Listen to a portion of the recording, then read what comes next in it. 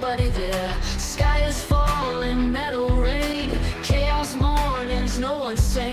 Crumbling towers, streets in flames, forgotten heroes, who knows their names. Broken futures, shattered dreams, end of times ain't what it seems.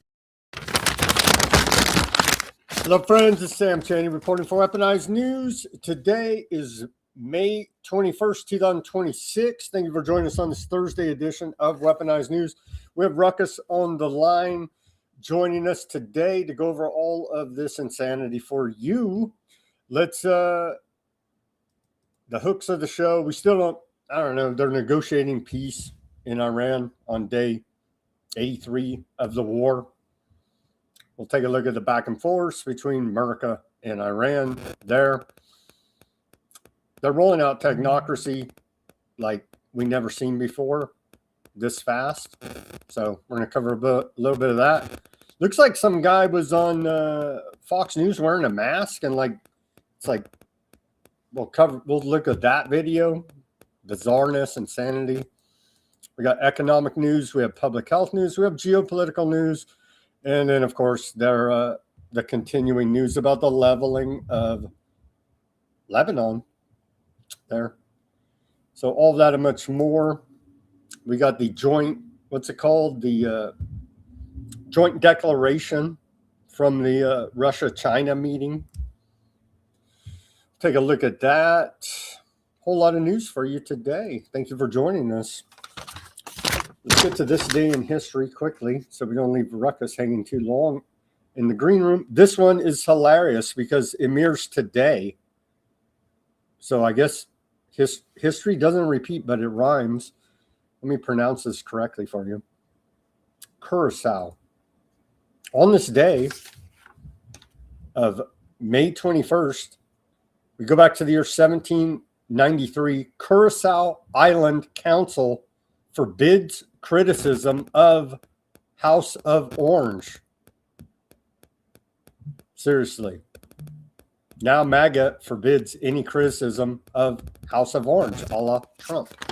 So isn't that a strange coincidence? On this day in 1819, we saw the first bicycles here in America, and they were called Swift Walkers. They were rolled out in New York City. So it's not a bicycle, it's a Swift Walker, originally named on this day, 1819. On this day in 1881, we saw the founding of the American Red Cross. On this day in 1908, here in America, we saw the first American horror movie, silent film, Dr. Jekyll and Mr. Hyde. It premiered in Chicago, Illinois, with no S. The S is silent. I'm just learning that. Almost 50 years old. I'm just learning that. Apparently, it's attributed to my California accent, my mispronunciation of Illinois. On this day in 1917, we saw the Great Fire of Atlanta. At least 10,000 people were displaced, but there was never one fatality. The Great Fire of Atlanta. So that's good. On this day in 1927, aviator Charles Lindbergh, in the spirit of St. Louis, lands in Paris after the first solo flight across the Atlantic.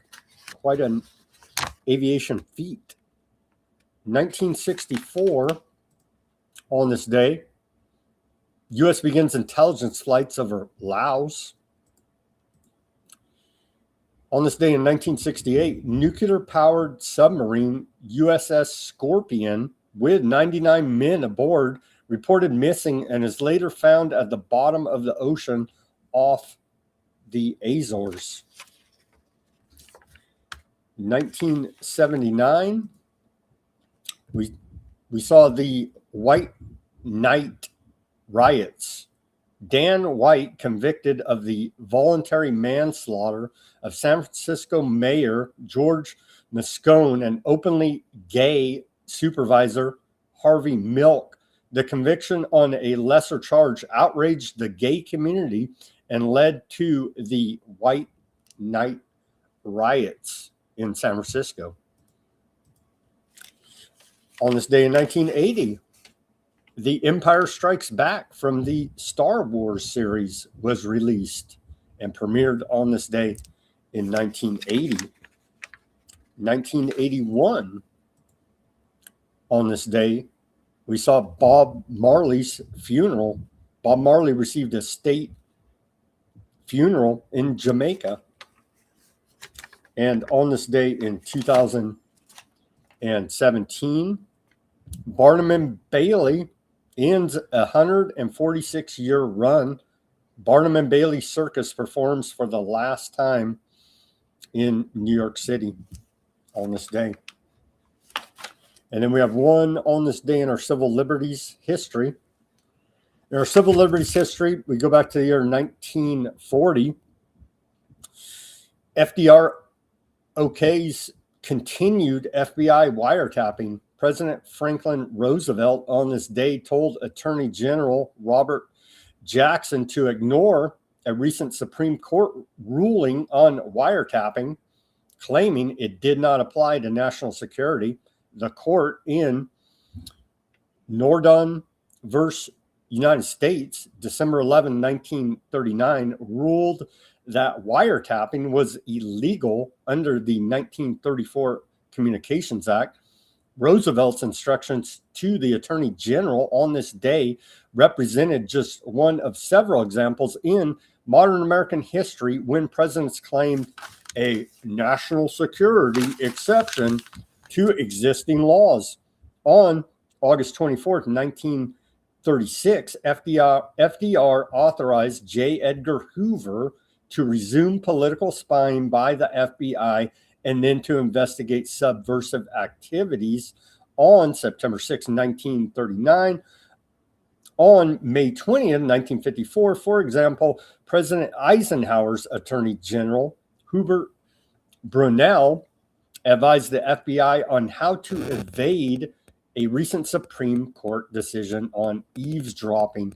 In short, while many of the FBI's actions under J. Edgar Hoover were secret and unknown to his superiors, many others were directly authorized or passively approved by the Attorney General or the President. The notorious COINTELPRO program, for example, which arguably involved the most abusive FBI actions, was approved by the National Security Council on March 8th, 1956, with both the President and the Attorney General giving their silent assent.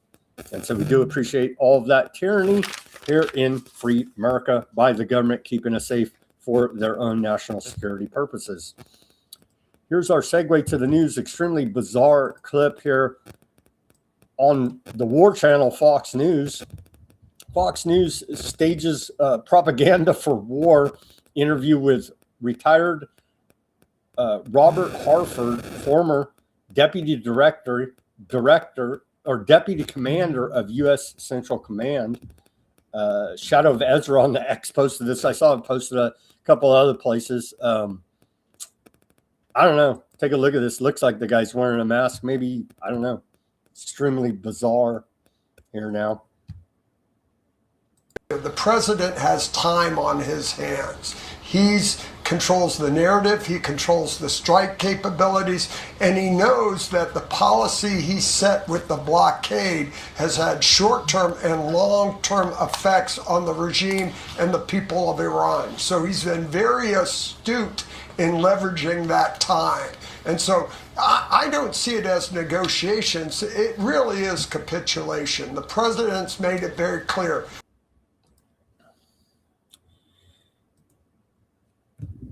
How you doing this Thursday, Ruckus? I am. Are those the new? I mean, we did the N95 masks during the last thing. Is that the new mask for the new thing? Is that what that was? These are the new rat masks. That was clearly a rubber mask thing. I mean, it wasn't just the slit thing under the that they were focused on. You could also see when the guy's talking, like you can kind of see it's got like this mushroom bullfrogging thing happening because it's rubbing against the collar of his shirt. What is going on? What is happening? Who is that? Why are they? Wow. He's alleged military expert, former deputy commander of U.S. Central Command, is who they said this guy Okay, was. well, okay. I mean, again, it's very strange, but I guess I wouldn't. I mean, because back in the day, you would like disguise them with like a tradition. You would like hide them in the dark in the corner and maybe change their voice. But maybe they're using a newer.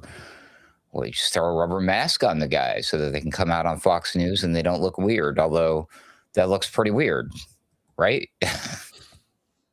Don't be a panicking, Ruckus. I will absolutely not be a panicking. I promise. And that is the segue to is Massey going to burn it all down? I don't know. This is old news, but he just put this post out there. Massey says the U.S. should not use propaganda on our citizens, but the prohibition was lifted in 2013. He thanks this Congressman Roser for co-sponsoring H.R. 5704 to repeal the 2013 Smith-Mundt Modernization Act. And so for those that don't know, we've talked about it many times on this show. Under the Obama administration in 2013, they repealed the Smith-Mundt Act, which said that you're not allowed to propagandize the American people here domestically, allegedly, right? And so we know they were propagandizing the American people ever since you could propagandize somebody, but they made it official here now. What do you make of this? Should the government be allowed to propagandize the American people or not, Ruckus? Well, they do, and it doesn't matter. And I've looked into this a number of times. It's been a while. I'll revisit it since it's back in the news again. But it's not 100% exactly the way most people think it is or what the issue is. But one of the confusions is some people say it was because of this that it says, it's okay. No, it was the repeal of whatever protections were put in there by this act that is, because there were some things in there that did offer some protections, but it's not 100%. And it's very specific. And I'm just going off of memory here. Again, I'll do a deep dive, but check it. Do the research yourself. That's important to do. But it has something to do with foreign outlets that are owned by American-owned foreign propaganda outlets can't be used to turn around and propagandize us. It's something like that. So it's not exactly what you think it is. It has nothing to do with like internal propaganda. You know what I mean? So it offers zero. I mean, it's a talking point. It's a political thing. But whatever protections it did offer, it was a good thing when it was around. But it was repealed under Obama. That is true. And it's funny that a lot of the MAGA folks who are like angry about that kind of thing because it's like a jab at Obama for doing such a thing. How dare they? But now they're like, look at the propaganda that's coming out of this current administration. And that is coming from the official channels, from the White House, from the Department of War. It's now called the Department of War. And then look at that. We got a guy with a mask. So, I mean, like to argue about the Frank, what was it called again? Is it Frank Dodd? Or I don't even remember the name of it anymore. You know what I mean? It's like, I think it's Smith-Mundt. I'm thinking of something else. The Frank Dodd was, never mind. That could come into place. That was fake financial reform after the 2008 collapse. Yeah, and then you throw in the thing with Reagan, and I think we're going to have all three of these things affecting our lives soon enough. Oh my gosh. Oh my gosh. Well, hey, what do you think of top spiritual advisor to Trump here, Paula White's post? For some reason, she's all in my feed over there on the X. She says, I hear the sound of abundance of rain. Get ready, prepare yourself for his outpouring. Who's? God, I guess is who she's. Are you sure with that lady? Because she might be talking about Trump. They preach this prosperity gospel, right? Oh yeah, I mean, and that, yeah, I know exactly what that is. A bunch of garbage, completely unbiblically founded, and the most obvious graft, whatever the word is, in your face. They're just like taking your money. But could you imagine grafting that grift onto what Trump does? Be like, oh yeah, now you by blessing Trump, like if you want to send some money to, could you imagine them convincing MAGA to donate money to Trump just so that they can receive prosperity gospel rewards via Trump? Like, oh, if you like, it's a buy-in, it's a crypto meme project, Sam. You donate 10% of your income to Trump, to America, and you get Trump coin for life or something like that, right? I don't know. It's crazy. It's absolutely insane. But yeah, who or what is she talking about? I wonder. And which God? When she says God, I really wonder about that too. Here's some exciting news, Ruckus. White House reposted this today. Oh boy. The technocracy is coming in hot and heavy. Google has announced it's bringing a $15 billion data center to mid-Missouri, set to be located in New Florence, about 90 minutes west of St. Louis. Now, Google says the project will create thousands of construction jobs and hundreds of permanent jobs. It says it won't hurt the water supply as it will be built with air cooling technology. The company is going to spend $20 million to drive down energy bills for residents. Governor Mike Kehoe says it's a win-win for everyone. The Google folks themselves, as well as the developer, committed up front to me, to the county, and others. They want to be a community partner when they come into this county. They just don't want to build a facility and go back to wherever they're from. They want to be a part of the fabric of this community. The data center is going to be located next to an already approved $35 billion data center run by Amazon. Google. Sure. Double dipping, are we? Wow. But we'll put it right next to the other one. Oh my goodness gracious. Wow. I like the hundreds of jobs, permanent jobs. For who? First of all, do they mean for humans or do they mean permanent jobs for the robots? But a permanent job. Raise your hand if you want a permanent job. Do you want to work at a job permanently forever? I don't. I'm like, what does that mean? Permanent jobs.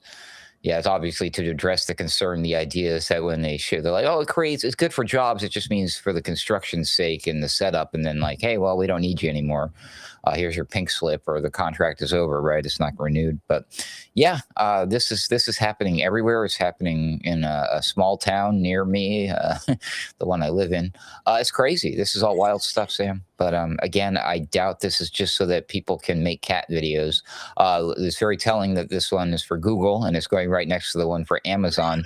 And this has everything to do with AI and nothing to do with data collection, surveillance, technocracy, or any of that stuff. I'm so sure, right? For our own well-being, and of course, the federal government, executive branch, Trump administration will keep us safe. Well, turns out Trump postpones AI executive order regulating AI due to concerns about over-regulation of AI. Yeah, we wouldn't want to over-regulate it too much before it kills us all, right? Well, maybe we'll just all get the brain chips at birth. There's Elon Musk. He predicts that in the near future, humans will have chips implanted directly into their brains.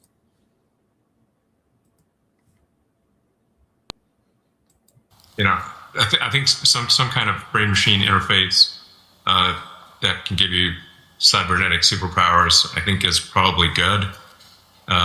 It could, help people that have brain or spine injuries. Enable people who've never spoken for years to speak again, which we've done.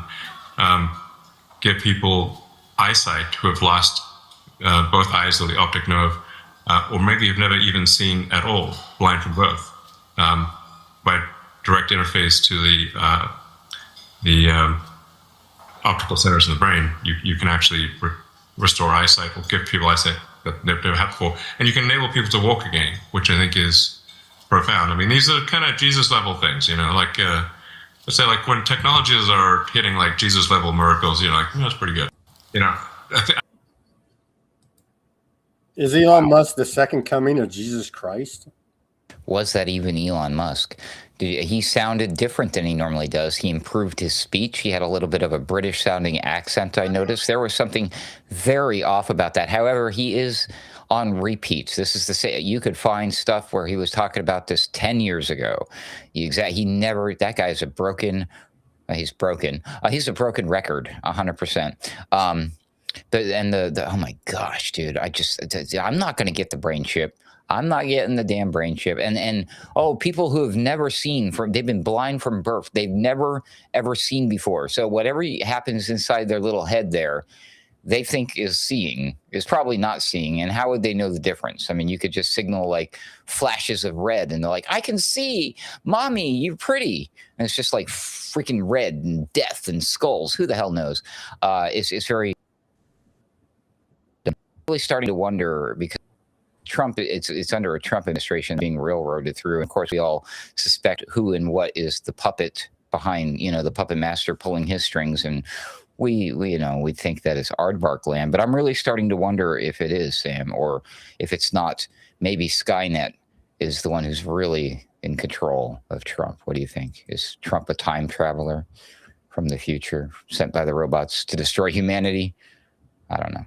Maybe. That's a good segue to the next story here, Ruckus. The Trump administration is awarding $2 billion in grants to 9 quantum computing firms in exchange for minority equity stakes, aiming to strengthen U.S. supply chains and speed up quantum hardware development. Major recipients include IBM with $1 billion for a quantum chip facility in New York, Global Foundries with $375 million, D-Wave, Riggedy, and Influxation with roughly $100 million each grant from the U.S. federal government. You're in my taxpaying money. And it's going to minorities? Is that what it said? Oh, wait, that's not what that meant, right? No, this is your techno-fascist police state right here, because the U.S. government is now owning equity stakes in these companies. Yeah, pretty clever how that works, right? And then those guys in the circular funding thing, because those companies are now invested in the what's the name of that Trump fund thing that the baby gets the money when it's born or whatever? Trump accounts. Trump accounts. Thank you. Yeah, of course. I mean, it's Trump this, Trump that, Trump everything. Jeez. It's like the Smurfs. Remember the Smurfs? Right? And they would use the word Smurf to replace like random nouns, verbs, adjectives. It's that way with Trump. He's like, I'll trump you if you don't trump what I trump. Are you trumping what I'm trumping? Too big. They're building all this right now, and you say anything wrong with it, hey, it's too big to fail, too big to jail, brother. Here's this should warm everybody's heart. The Department of War here, Undersecretary Michael, talking about they are streamlining processes of the Department of War via AI. It's very exciting.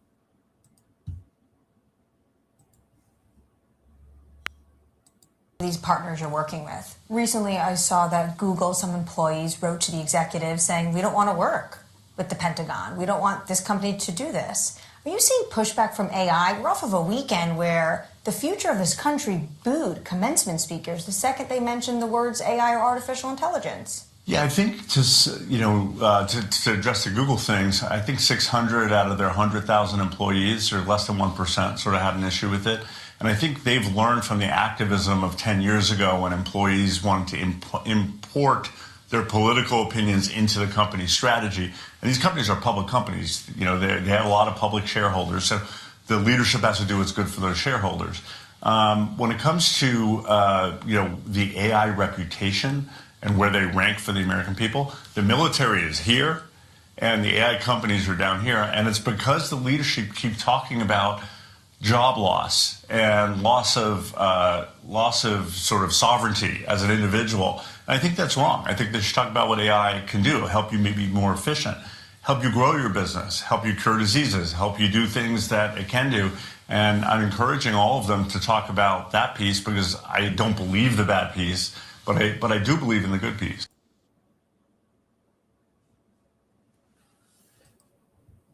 And, you'll have to learn how to use this to become more efficient as your neighbors, friends, and coworkers are dropping like flies, right? You got to pick up the slack. Holy moly. More from Michael here.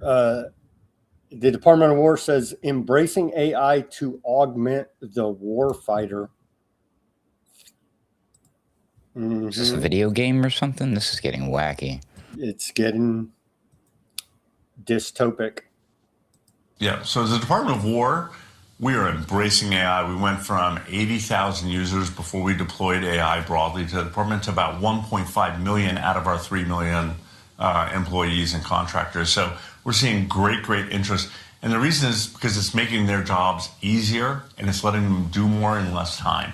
So I think some of these companies are using AI as an excuse to slim down the companies they already want to slim down, where we're using it and we're not shrinking to increase the productivity of employees.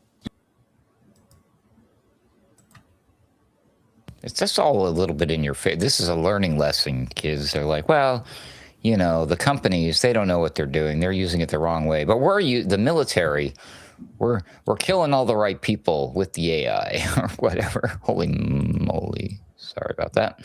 Maximum lethality.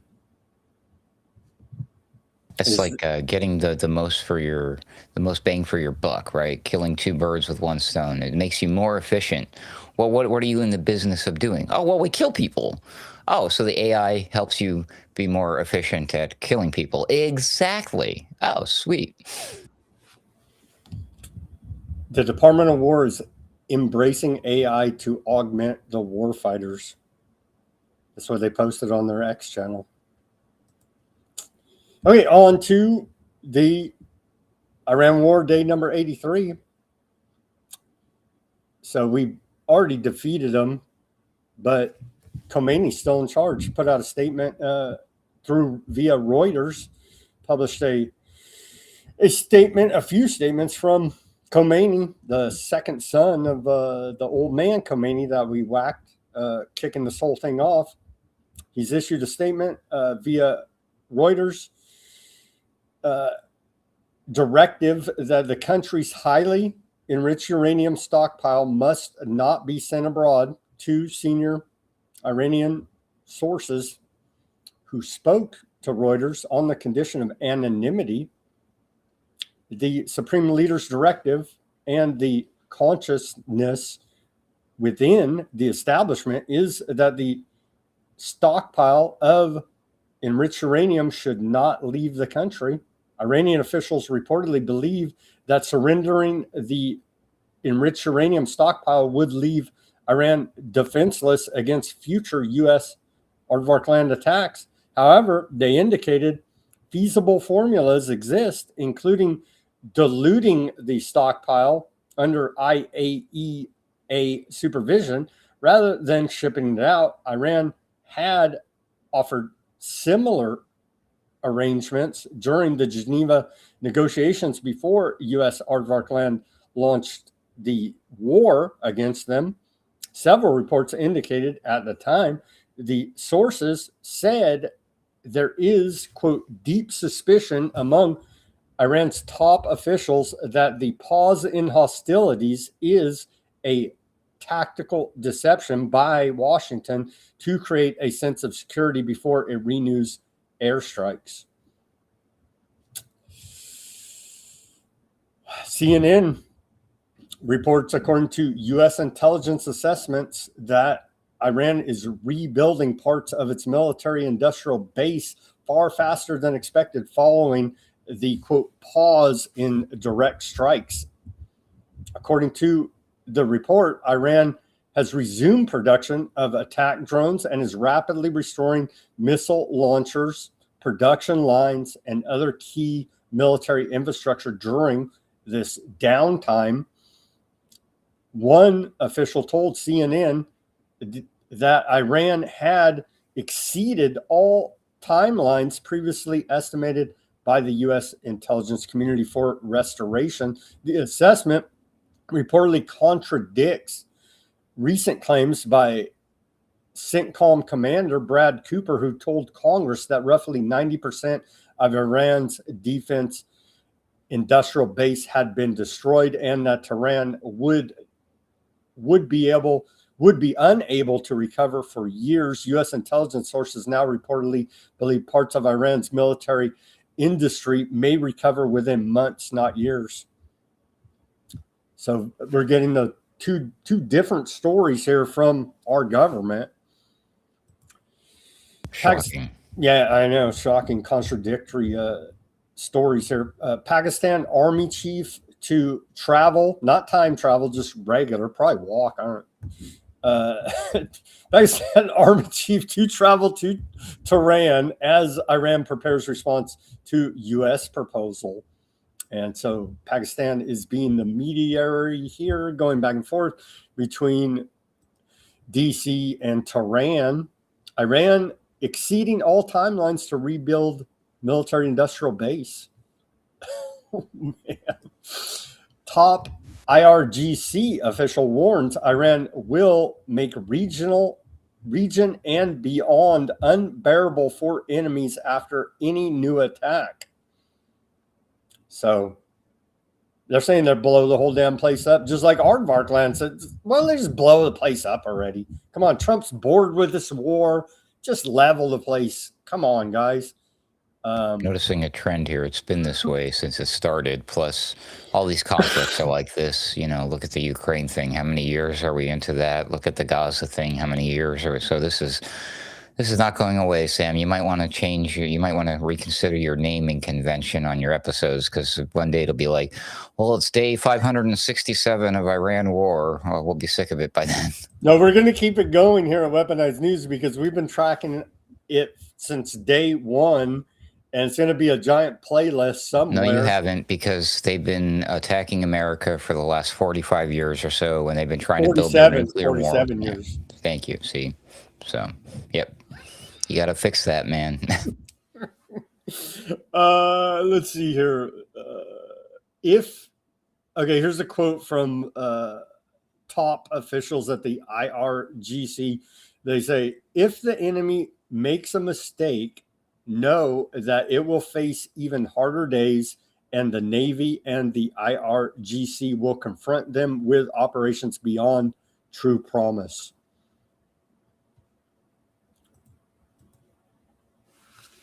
Here's CENTCOM.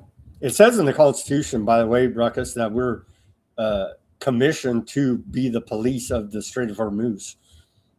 I missed that part. Can you point me to that section? It's in there. So as of today, well, let me put the post up here on the screen from U.S. Central Command. As of today, CENTCOM forces have redirected 94 commercial vessels and disabled 4 while enforcing the blockade to prevent the flow of commerce into and out of Iranian ports. Is this a prelude to the Mark of the Beast system? You can't buy or sell unless you have the brain chip? Yeah, something like that. And then let's hear old Argachai. I think he's speaking in his Persian language here, Farsi, but we do have English translation. And what he says, this is where he says, is this where he says about the tricks? Somewhere in here they say that they're tired of 1,000 tricks. Maybe this is not it. Let's play this clip from that. هر جا لازم باشه بجنگیم میجنگیم، هر جا لازم باشه مذاکره کنیم مذاکره میکنیم. مأموریتی هست که نظام به هر یک از ما داده، ما هم مأموریتمون در این مسیر هست.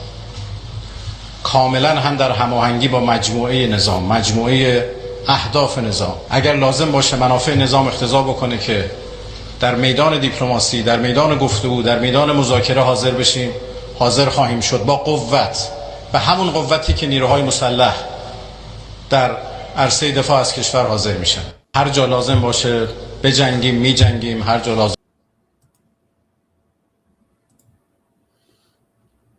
So they say they will negotiate, whether negotiation or war. So they're basically saying, whatever, dude, we're ready.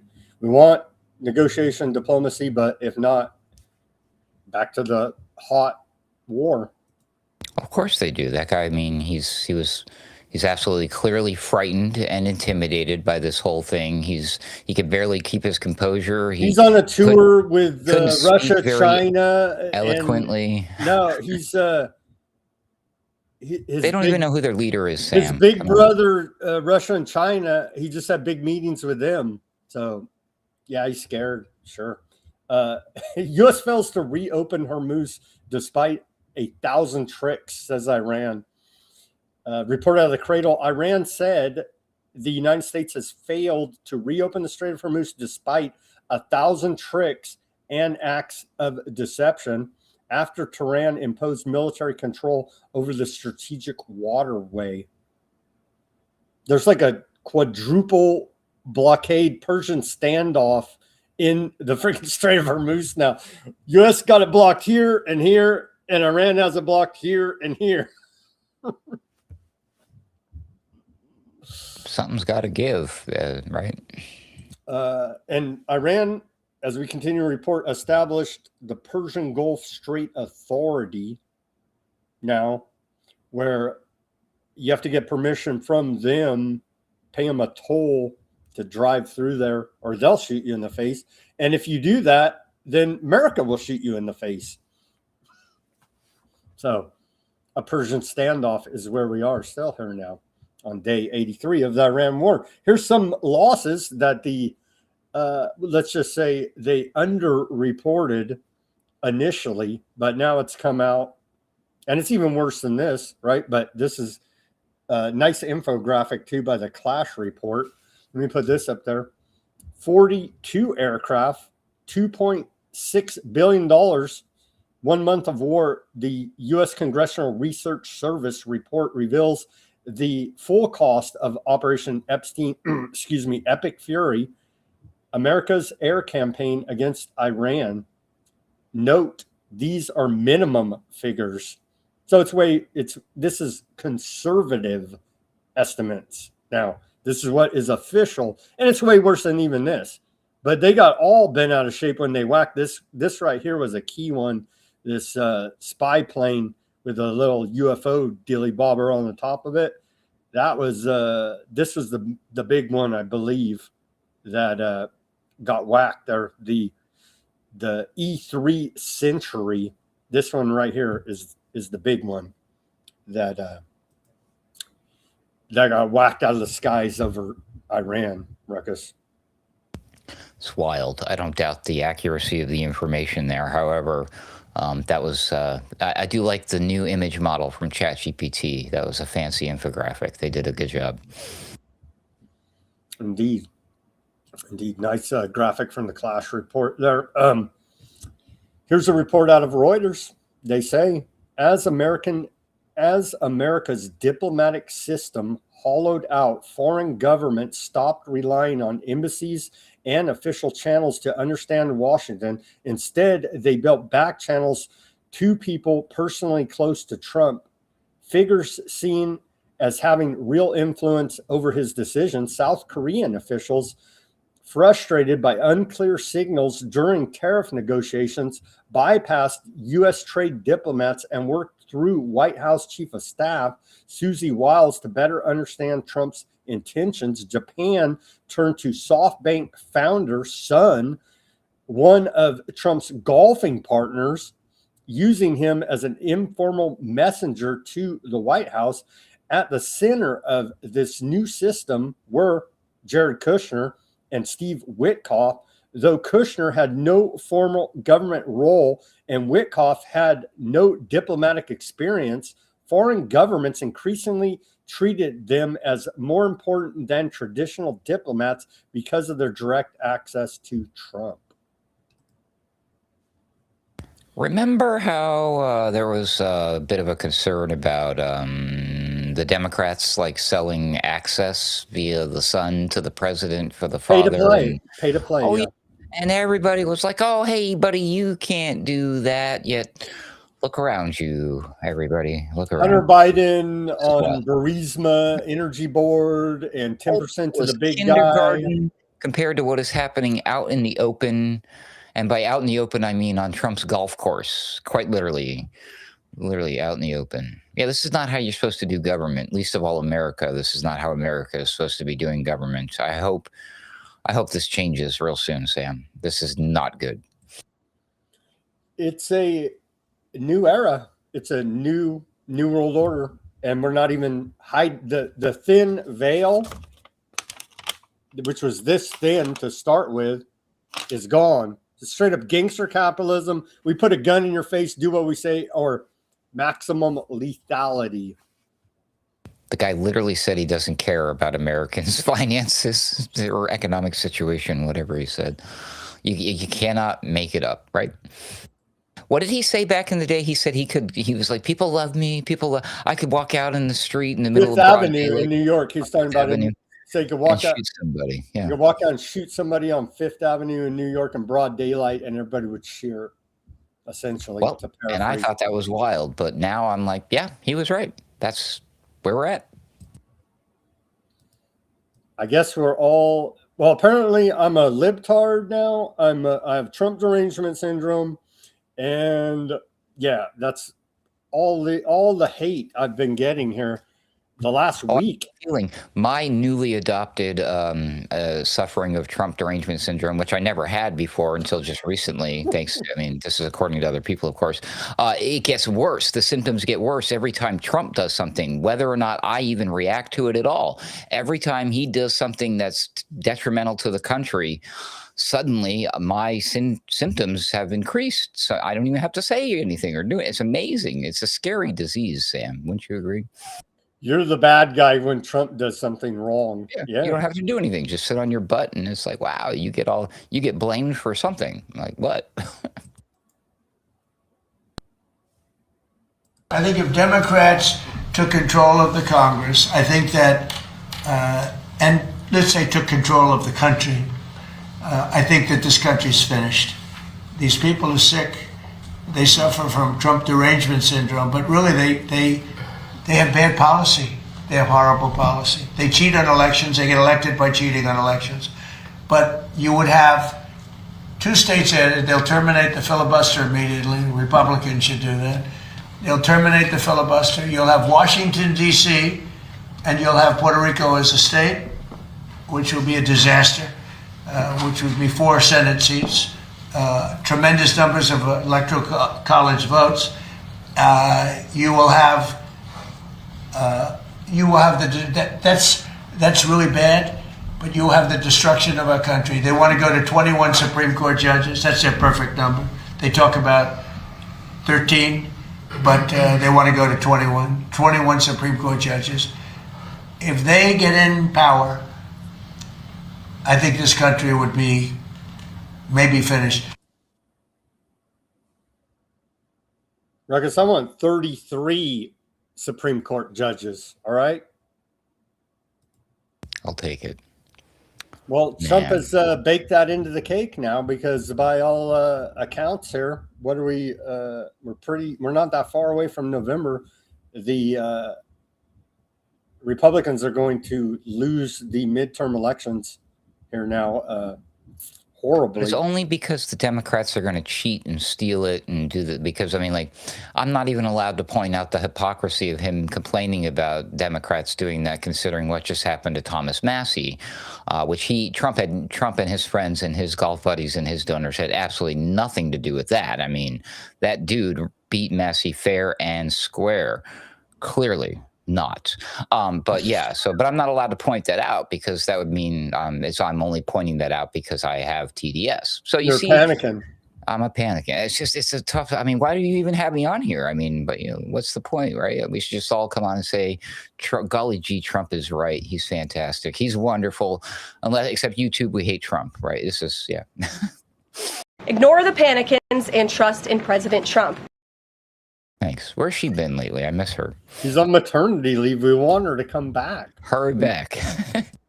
We miss her. Okay, on to public health now. Did you know, according to, and it's pretty late in the month here. I didn't know, but according to Bobby Kennedy Jr. here now, Secretary of Health and Human Services, May is Lyme Disease Awareness Month. I did not know that. Lyme disease now affects an estimated 476,000 Americans each year and remains one of the most common vector-borne diseases in America. But whatever does that mean, vector-borne? That's a fun one, kids. Look that up. So, yeah, there's a lot of reports out there. Do you think they're releasing weaponized ticks out there, Ruckus? I have seen some very convincing evidence that would suggest something like that is happening.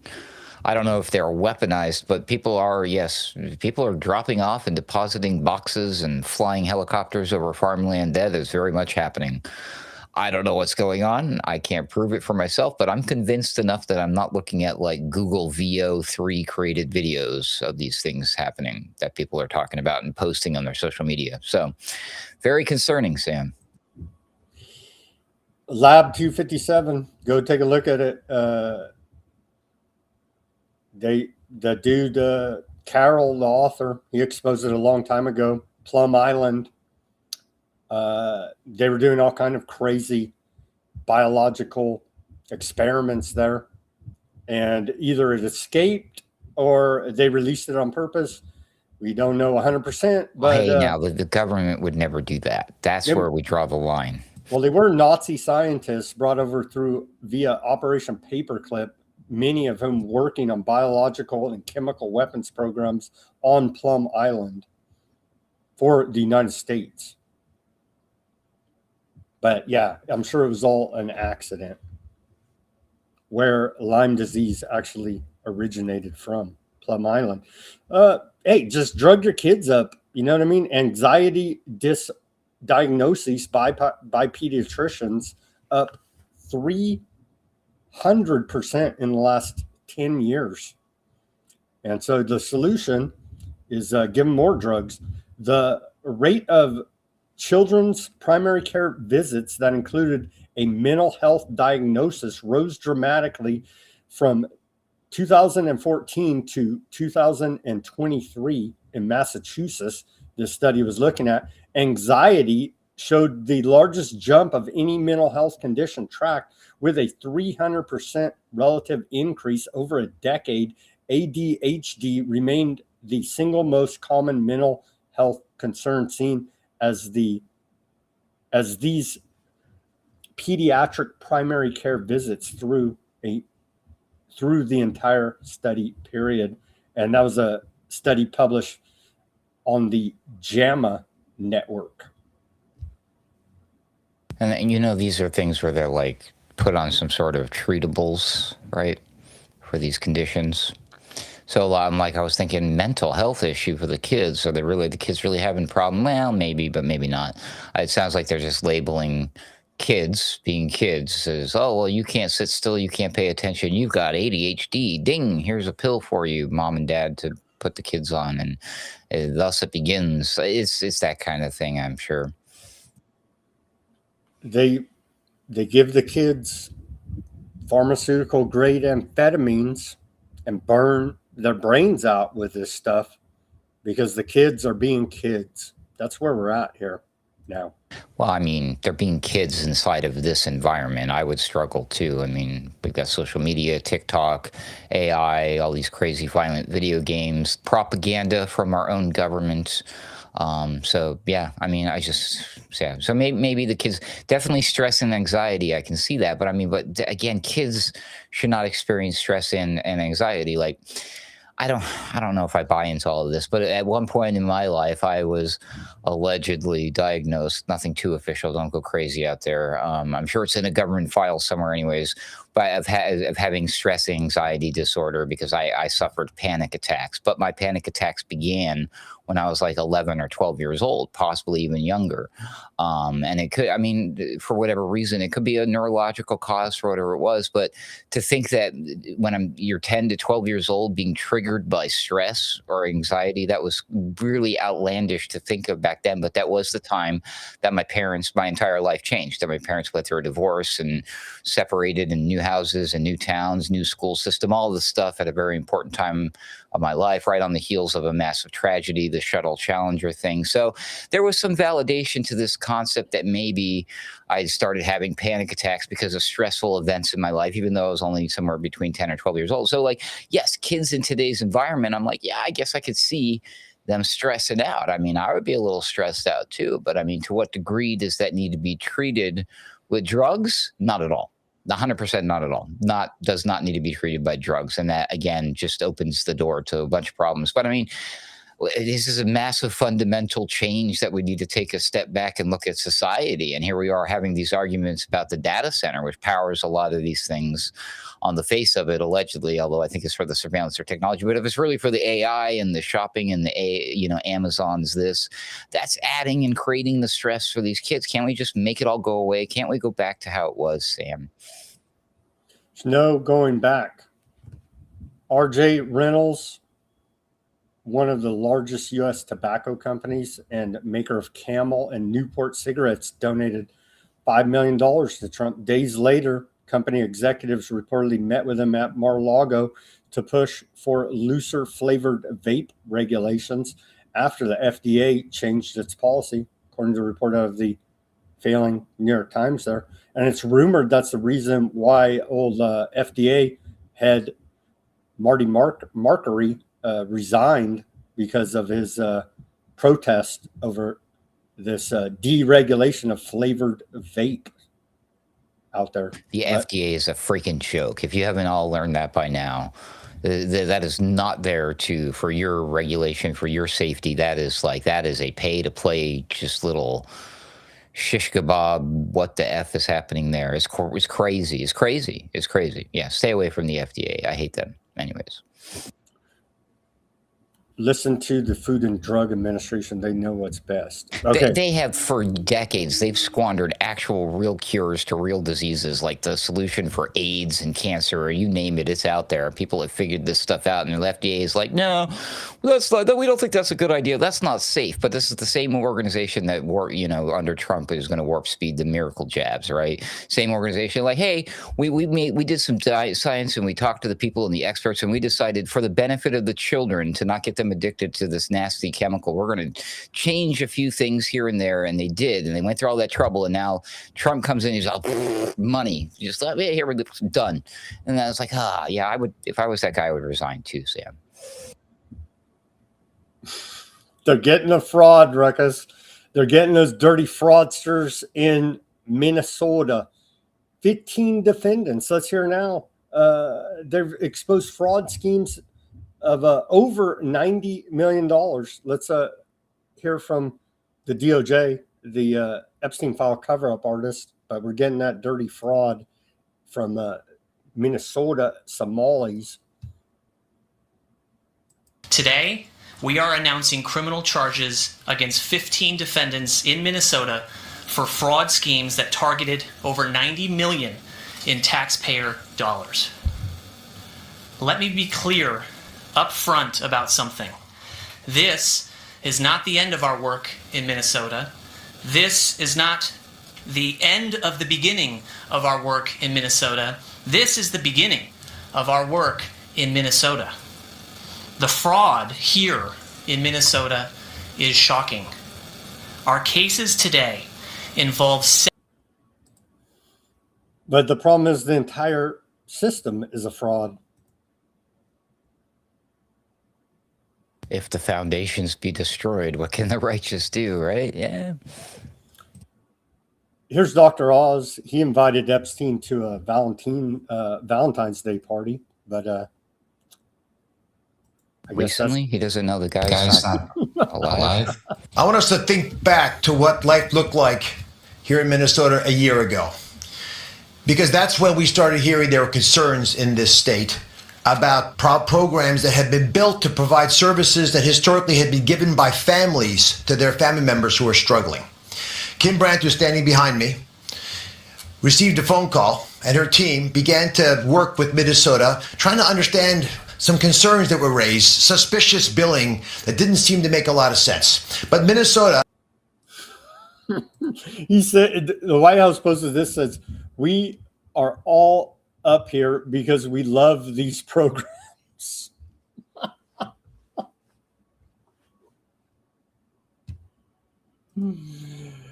Oh my gosh. Investigators uncovered brazen schemes that billed taxpayers for non-existent services, fraudulent diagnoses, and fake care, while criminals enriched themselves at public expense. While criminals exploit these programs, taxpayers lose billions and vulnerable children lose their access to care.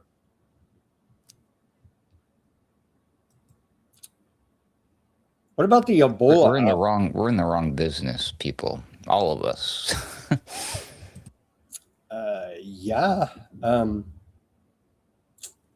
Right before the Congo Ebola outbreak, NIH virologist Vincent Muster was busted at a U.S. airport smuggling deadly pathogens back from the Congo.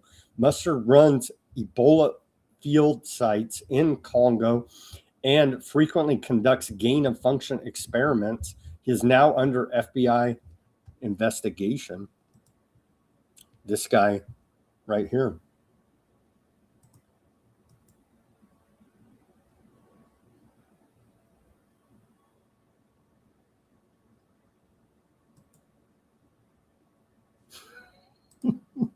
Is that for real? The plot thickens. No, literally a plot from a book or a movie, right? Ebola treatment center set on fire in Congo amid anger over virus outbreak. Not to cover up anything, right? No, that's a report out of UK Independent. They say this act of arson starkly illustrates the immense challenges faced by healthcare workers. Their stringent measures, critical for curbing the rare Ebola virus, frequently clash with deeply ingrained local customs, particularly tribal burial rites. I can't believe we're doing the Ebola thing again, right in the middle of the Hanta thing. But yeah, what else are they going to throw our way? Oh, I'm sure it'll be something that we haven't heard of in a long time. Who knows? Pick one at random. The plague. The plague is returned, everybody. Be careful out there. There are 148 suspected deaths and nearly 600 suspected cases, according to the United Nations, and 2 cases, including 1 death in neighboring Uganda. But the head of the World Health Organization said the outbreak is almost certainly not larger and has expressed concern over the speed of the spread.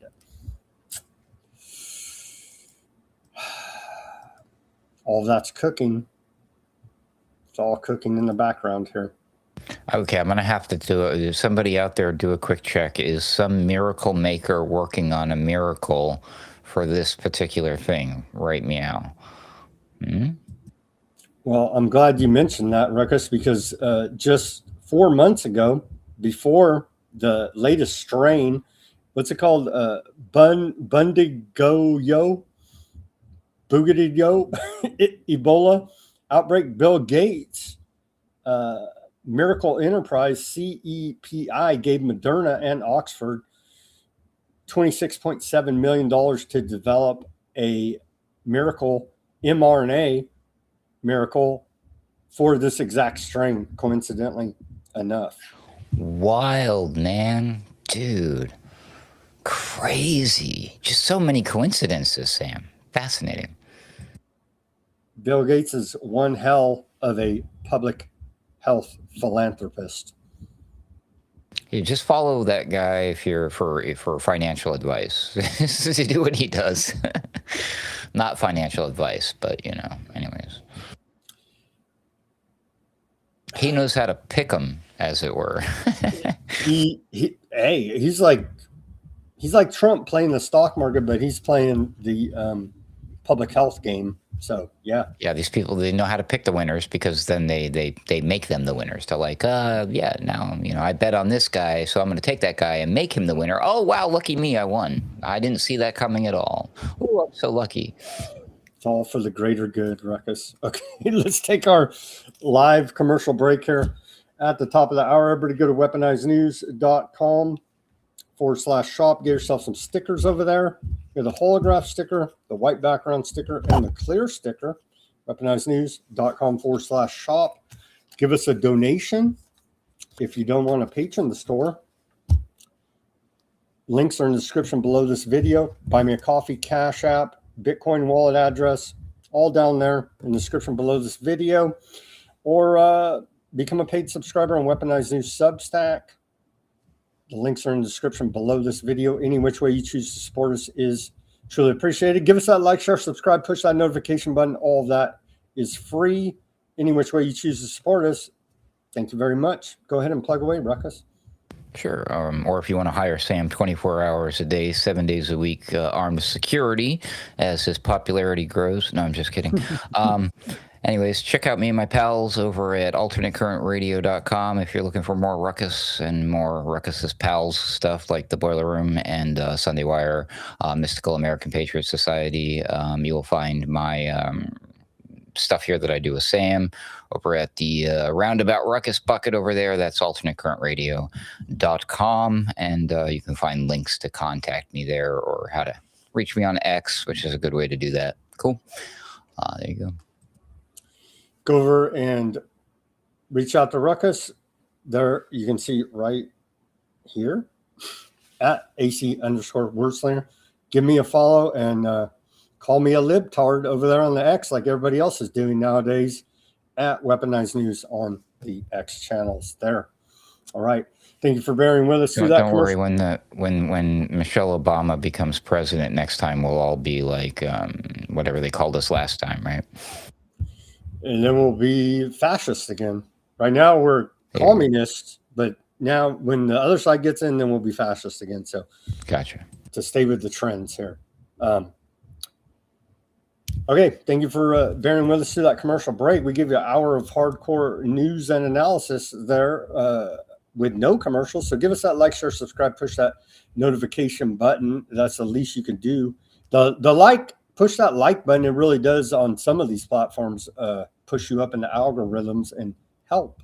So we would appreciate that. Thank you very much for your attention to that matter. As Trump would say, welcome back to the second half of Weaponized News on this Thursday, May 21st, 2026 edition. We have Ruckus writing co-pilot with us. I do like this meme, Ruckus.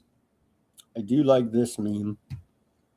Why don't you trust the government? Well, because redacted. Of course, those are the Epstein files redacted. They're showed off by old Massey in Congress. So I need to do a version of that meme, but instead of just one picture under there, it's like it rotates out like a million different reasons, like just cycles through them. Because seriously, there's a million reasons to not trust the government. Anyways.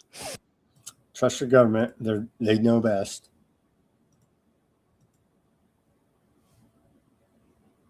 Oh, here we go. Here's a clip from Bobby Kennedy Jr. About his interactions there with Epstein. The Jesus out of the Bureau. You weren't ever on Jeffrey Epstein's jet, were you? I was on Jeffrey Epstein's jet 2 times. I was on it in 1993, and I was on it and I went to Florida with my wife and 2 children to visit my mom over Easter.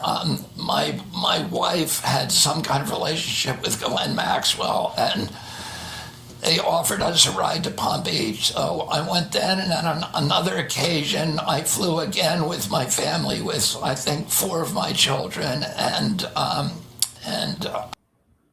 Yikes. Jesse Waters, GTF. I was like, you weren't on the plane, were you? What a stupid setup. That was dumb. That whole segment was dumb. That was dumb. It was Sorry.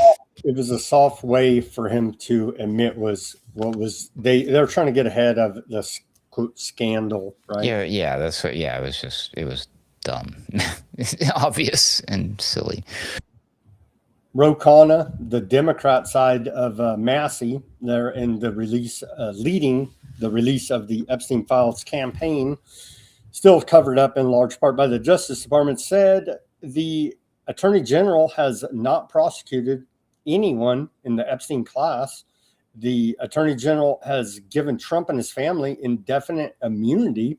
The Attorney General has set up a slush fund to pay off Trump criminal allies. Enough is enough. When Democrats are in charge, we will stand up against two tiers of justice.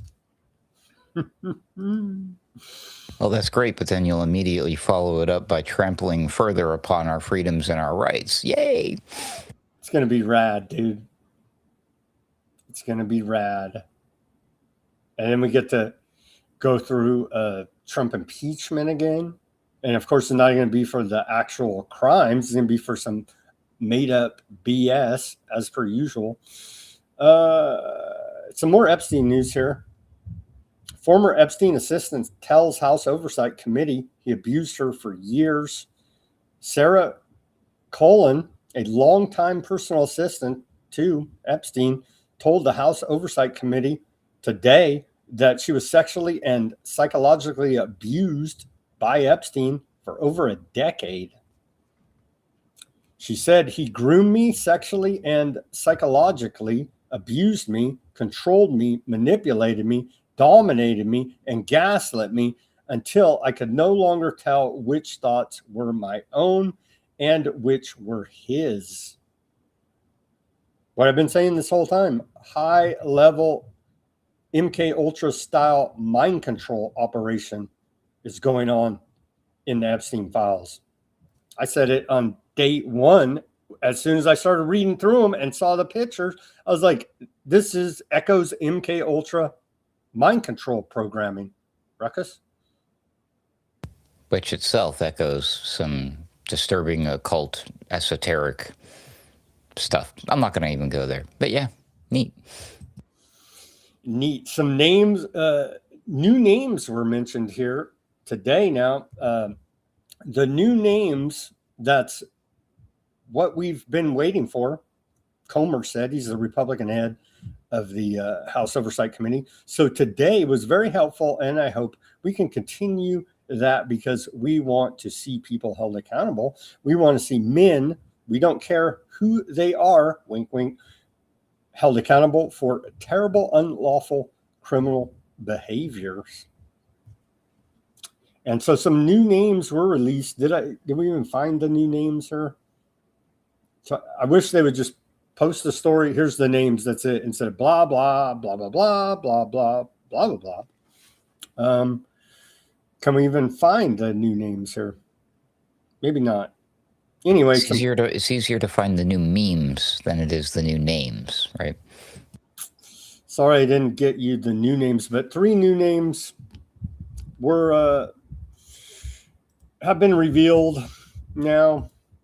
Let's see if we can find it quickly. All these stories are just, I'm looking at Newsweek right now, looking for, because the headline says 3 new alleged abusers, names revealed to Congress. And then you go through here, what are the names? Well, I guess maybe we don't even know yet. Maybe we don't. There are 3 new lines of black bar redactions. The committee has not publicly released the names, but there are 3 new names for a headline. It's all over your media here now. But here's Newsweek. So 3 new names were revealed to the Oversight Committee, but they have not been publicly released yet. So yeah, they don't release the names until like next week because they've got plans to. They're all meeting together and playing golf this weekend, Sam. That's, people think that sounds crazy, but that's probably pretty damn accurate. Like, oh, we can't. We got that party next weekend. It's already done. We hired the caterer and the photographer. We can't. We'll have to wait till after that, I guess. South Florida Sun Sentinel reports they were underage girls how Epstein brought victims from Brazil to Palm Beach. So he got them out of Europe, Russia, Brazil. It's worldwide here now. Diversity. He lured girls as young as 13 to work for his modeling agency and then entrapped them into sexual servitude, according to Miami Herald investigation based on millions of documents released. And by the way, conservatively, they only released 10%. Some say 2%. I don't know. I've seen estimates, but we'll just conservatively say 10% has been released publicly. The DOJ is still holding on to 90% of the Epstein files that they have. Ruckus.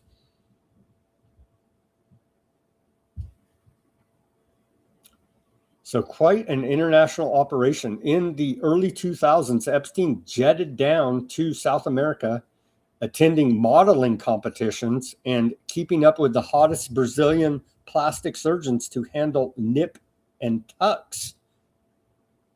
And then used those connections with plastic surgeons to also access women or young girls interested in the modeling industry. Any which way this guy could get an in, he was on it, right? He was a player. He's a player, homie. And this is, there he is, one more time. Is even, Epstein didn't kill himself, right? Look at that guy. I mean, geez, he's suave, sophisticated, incredibly handsome, well-spoken individual, very smart. Yep. His Bachelor of the Year in Cosmo magazine in the early 80s, right? The one where he's looking like John Travolta. Yeah, I love that picture. That's real, too. I was like, this is fake. I went and looked it up. That's real. That's real. Because I was like, no freaking way. This looks fake. This is real, Ruckus. I'm sorry to report to you here now. Our savior, Mr. Investigative Reporter, that's exposing all the wrongdoings and fraud of the Democrats. Old Nick Shirley. Remember, he went super mega viral. Well, the totally organic guy harassing people at the daycares, right? Yeah, he's just looking out for American taxpayers, Ruckus. Oh, is that Howard? This is Howard Lutnick's X account. He posted this.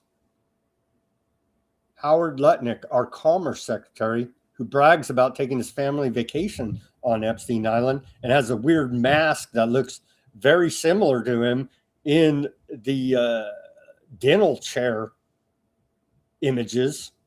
That definitely looks like some kind of fear-based, trauma-based mind control program. Anyhow, that same Howard Lutnick, thankful. Oh yeah, and his whole company basically died on 9/11. Cantor Fitzgerald, except for him and a few other that did not go to work that day when the towers collapsed. That same Howard Lutnick, now our sitting Commerce Secretary, posted this photo of him and Nick Shirley.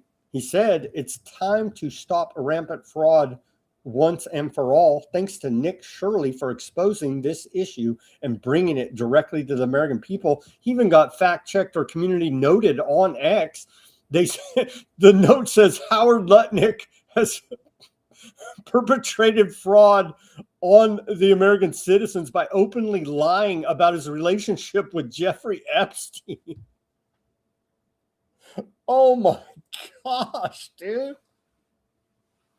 You can't make this stuff up, Ruckus.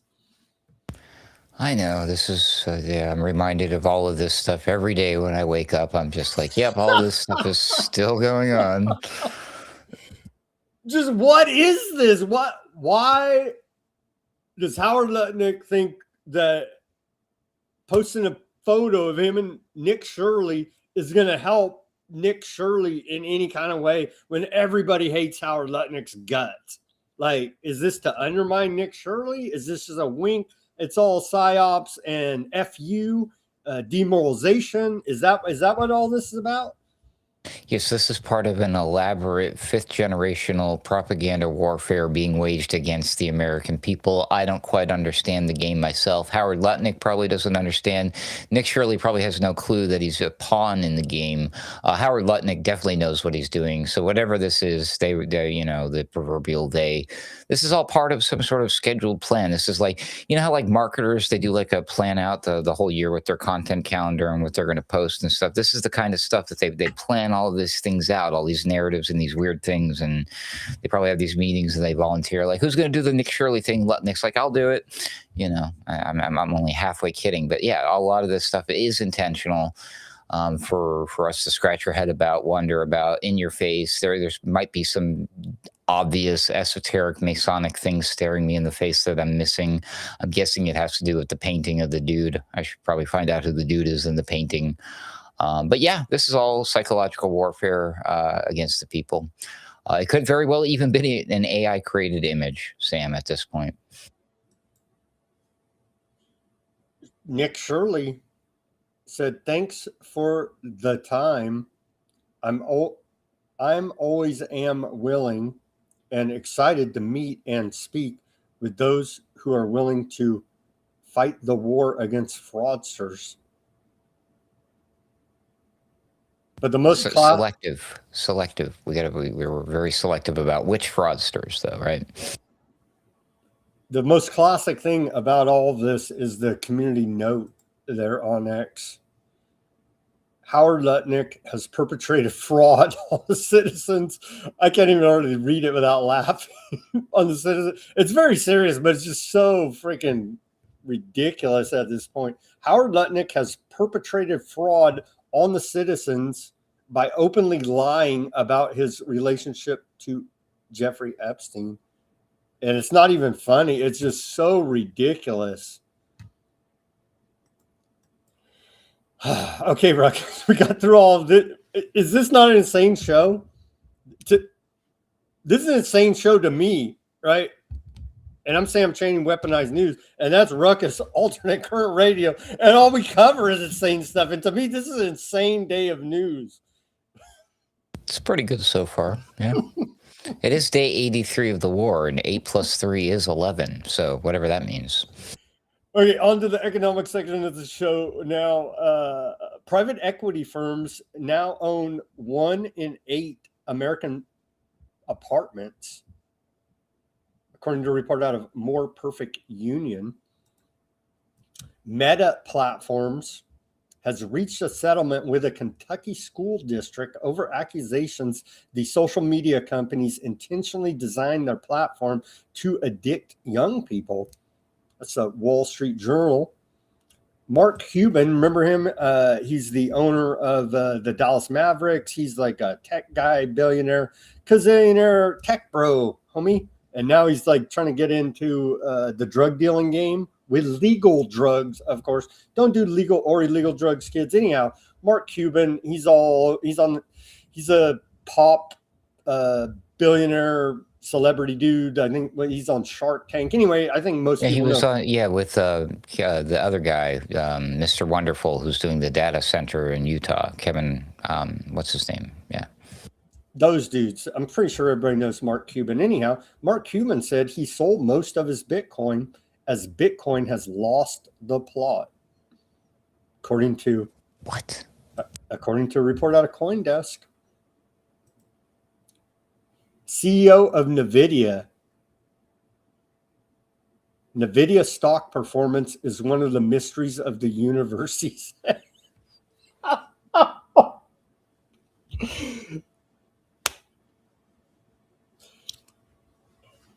This level of gaslighting and just insanity, it can't continue. They're all gonna crash hard. I'm sorry to report to you right now, because this level of euphoric thinking, it cannot last. Ruckus, wait. Yes, it can. Yes, it can last. They all and we all saw it, and they called them out about this very early on. They all very coyly said, "Oh no, we would never." They're going to get a government bailout, dude. This is national security level stuff now. So yeah, the data centers, the AI, too big to fail, too big to jail. Yeah, so 100%, and they knew it from the get-go. They knew it, right? You go back and watch all of the times in the old interviews and the questions, and Sam Altman in particular, he's like, we would no. And the government was like, no, we would never. That has been the plan all along, my friend. So yeah, it is not too big to fail. And that's hilarious, that the mystery of the galaxy. No, you mean NVIDIA stock is historically probably will go down in history as the most inflated, overvalued. Is that the right word? I mean, there's nothing there. There's nothing there. It's crazy. Yeah. Anyway, sorry. China said they don't want NVIDIA. They're going to develop their own chips. Yeah, that would do it, right? NVIDIA stock. They might have to take Taiwan though first. Ooh, uh-oh. Trump said Taiwan's too far away to defend. Yeah, Don't let Nancy Pelosi hear him say that. Trump says we will likely have to pay back $149 billion in tariffs. We who? The U.S. government. We him? The U.S. federal government. And remember, exposed by Aaron Day, we reported on it, Lutnick's firm leveraged up the tariffs by 40%, knowing that it would fail, and bet against it. So they profiteered off of this whole tariff scheme. So tell me more about how you're fighting fraud, Howard Lutnick. I just can't believe that when the Democrats take back, they're going to have to, we're searching far and wide for an excuse to persecute these people. We just can't seem to find anything yet, people, but have faith. We'll keep looking. U.S. national debt official national debt over 39 trillion, and booking as fast as the eye can see here now. Turkey sold nearly all of its U.S. Treasury holdings in March, cutting them from 16 billion to 1.8 billion, according to a report out of Bloomberg. Wowza. And didn't I see a headline, or did you talk about France is pulling out the gold or something from the U.S., or was it their silver? Gold, I believe. Yeah. Yeah, these are the rats leaving the sinking ship, folks. U.S. national debt officially hit 39 trillion with a T, adding approximately $5 billion a day since October last year. And it's exponential. You see, it just keeps piling on top of top. And so what is the plan with this national debt? We'll use a new, what's after trillion? Because is it quadrillion? I think so. I don't even know. Yeah. I mean, at some point soon in our lifetime, hopefully, if we live that long, till a couple of years from now, they'll have to invent an entire new word for how much money they're spending, right? A Trump billion. They'll call it a Trump billion. There you go. I called it. I nailed it. A Trump billion. Think of that. It's hard to even grasp. $5 billion a day on just the debt. And it's exponential with compound interest. This is easy. You can picture $5 in your head, right? Just picture that 1 billion times. There you go. No, I'm just kidding. Back here on Main Street, groceries just had the biggest price hike in years. I've been reporting on it. I don't need the Hill to tell me. I go grocery shopping and track the prices very closely because I'm poor, you see, and try to get the best deal for the best product there in the grocery market. So the Hill had this headline. And so, yes, indeed, grocery prices just had the biggest price hike in years. It's about That's a dirty game. I hate to call out the grocery stores on this, but they've been caught doing this numerous times, especially recently during the 2020 thing, right? They take advantage of these news headlines and this crisis, or the impression of one, to price gouge everybody. So, yes, there is a world of hurt coming, but these people bring it on a little early than is necessary because they're just taking advantage of people. Corporations are dirty, disgusting things. I just wanted to point that out because you might run into that information one day in your life and be like, how come Ruckus never brought that up? There you go. Because he's a fascist. That's why. That's right. No, you're calming now. I forgot. That's right. Tomorrow I'll be a fascist again. The price of groceries rose 2.9% in April compared to the same month a year earlier, according to government figures. And that's vastly underreported. It's a lot higher than that. Let me tell you, tomatoes are 40% more expensive than they were this time last year. Coffee, another imported product, is 19% more expensive than it was last spring. And they go through some of the staples here. Meat. Well, you don't even have to eat meat because you get alpha-gal disease because Bill Gates is looking out for our wallet. So we don't even have to eat meat because we're going to be allergic to it. See how that works? It's wonderful. Meat is up 9% overall, but beef has grown even more expensive. Ground beef is about 15% higher. Beef roast are 18% higher, and steak is up 16%. And so thankfully, I forget even the college we covered here, there was a bioethics study, and they said it was their moral duty to release these weaponized ticks that give you alpha-gal to reduce people's meat eating for the earth, of course. And so it's very ethical, bioethical, and moral to release weaponized ticks upon an unsuspecting population to help decrease the meat intake. I wonder why they would have to do it that way rather than just, slipping it into the stuff like the miracle juice and the other things that people already willingly, voluntarily. Oh, okay. All right. I guess they really, really want to spread the love around, don't they? Just in case you're hesitant about those types of things. Well, we'll just make it happen for you anyways, Well, if none of that works, it's just going to be $100 for a hamburger. And so you're not even going to be able to afford to eat the meat. You see, net zero, Ruckus, net zero, one way or another. Let's take a look at the price of a gallon of gasoline here. As per usual, it keeps going up steadily. It went up, 2 cents? About 1.5 cents from yesterday. According to AAA national average, the price for a gallon of gasoline on average across America is now up to $4.56 a gallon. And so, Republicans are set to win the midterms campaigning on the price of gasoline, Ruckus. No? It's been a long time since I was a driver and owned a car, but back in the day, correct me if I'm wrong, it wasn't frequent. Like the gas prices didn't constantly go up or then down again. I mean, it was just it would stay away for a while, and then it was like, oh well, it would go up a little bit, and then you might see a little competition between a penny here and there, or from one across the corner to the other. But to see this steady increase like this is crazy to me. I don't know how everybody can handle it. What this is doing to their lives, their sanity, the cost of everything. I mean, it just sucks.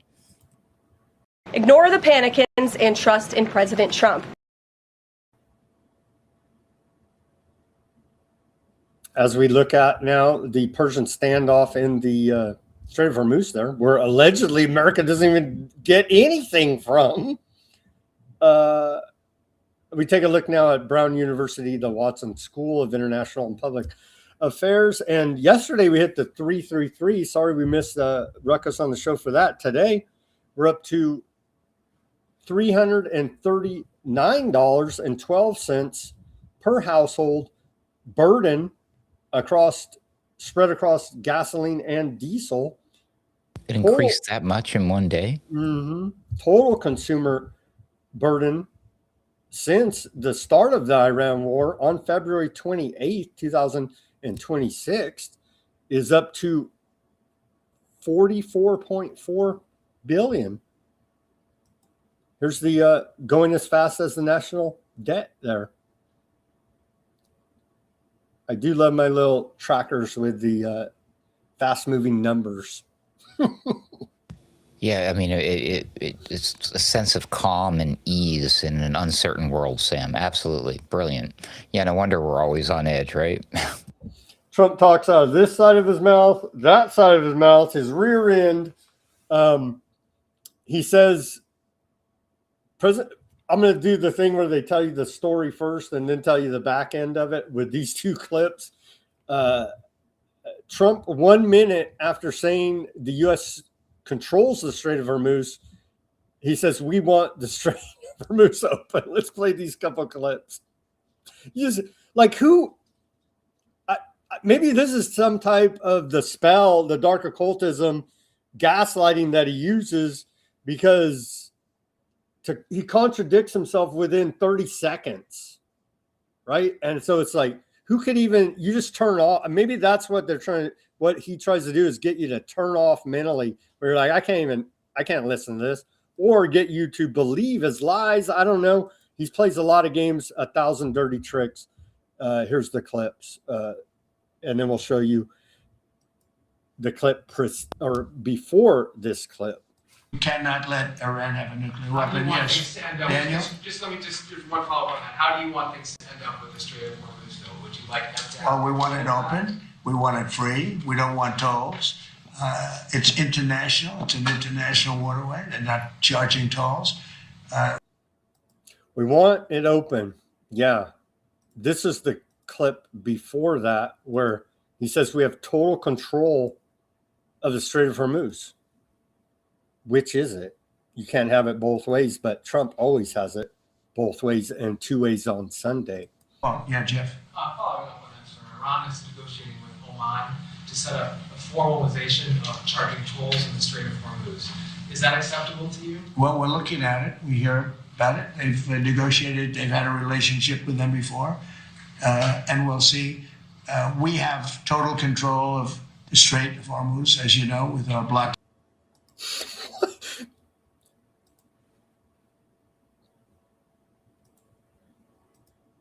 Flip-flop, ping-pong, basketball dribbling up and down, right?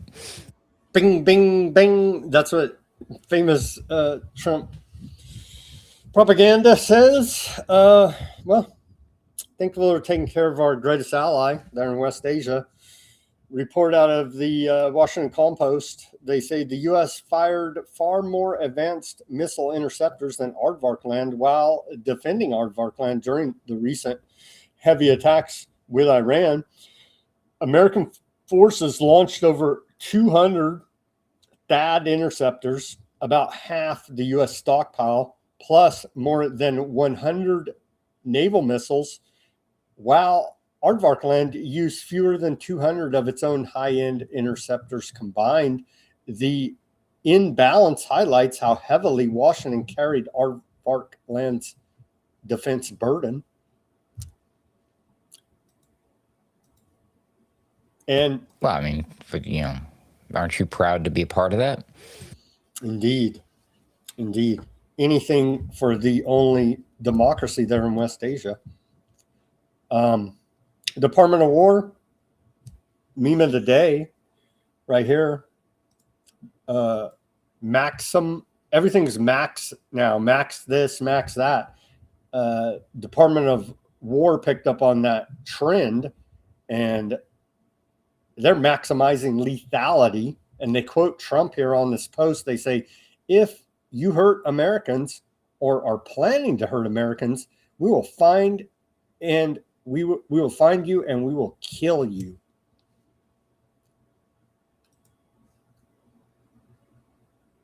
Pleasant. I'm sure they mean it metaphorically, though. American military, I think they mean it literally.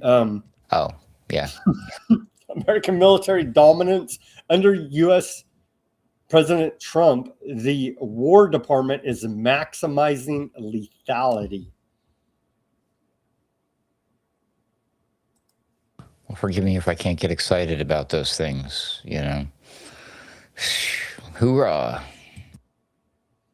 Are you, well, You're for the commies in Cuba? Sure. No, probably not. Trump on Cuba. I'm for not like killing people and, like worshiping lethality and renaming the Department of Defense, like the intention of having an armed citizenry or a military or a militia in any way, shape, or form is to defend yourself from some sort of infringing enemy, whether that's foreign or domestic. But instead, we've changed that to, oh no, we're just like, as you said, ripping away the transparency, the veil, it's gone, and we're just full-blown war. We're the empire. We're the bully. Do what we say or we will effing literally kill you. But also in the name of God, because we're a Christian nation. Get out of here with that. Stop it. You're not sorry. Reportedly, I forget even which aircraft carrier, an aircraft carrier just pulled into the Caribbean.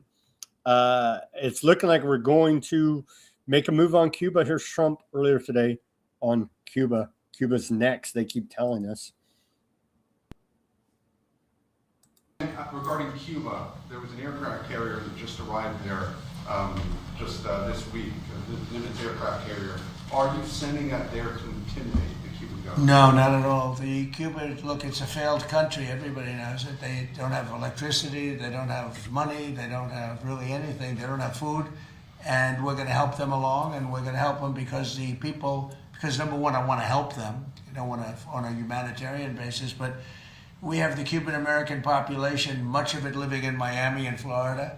That's a great group of people, amazing group of people, industrious, they're great Americans. They've wanted this to happen. They want to go back to their country. They want to help their country. I hope they're going to stay here, but they want to go back. They want to invest in their country and, see if they can bring it back. Other presidents have looked at this for 50, 60 years doing something, and it looks like I'll be the one that does it, so we'd be happy to do it. We want to open. I'm helping, he says. They have nothing because of U.S. blockade and the weaponization of the world's reserve currency, the dollar.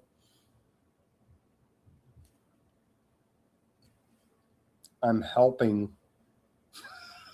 I said it before. Stop helping.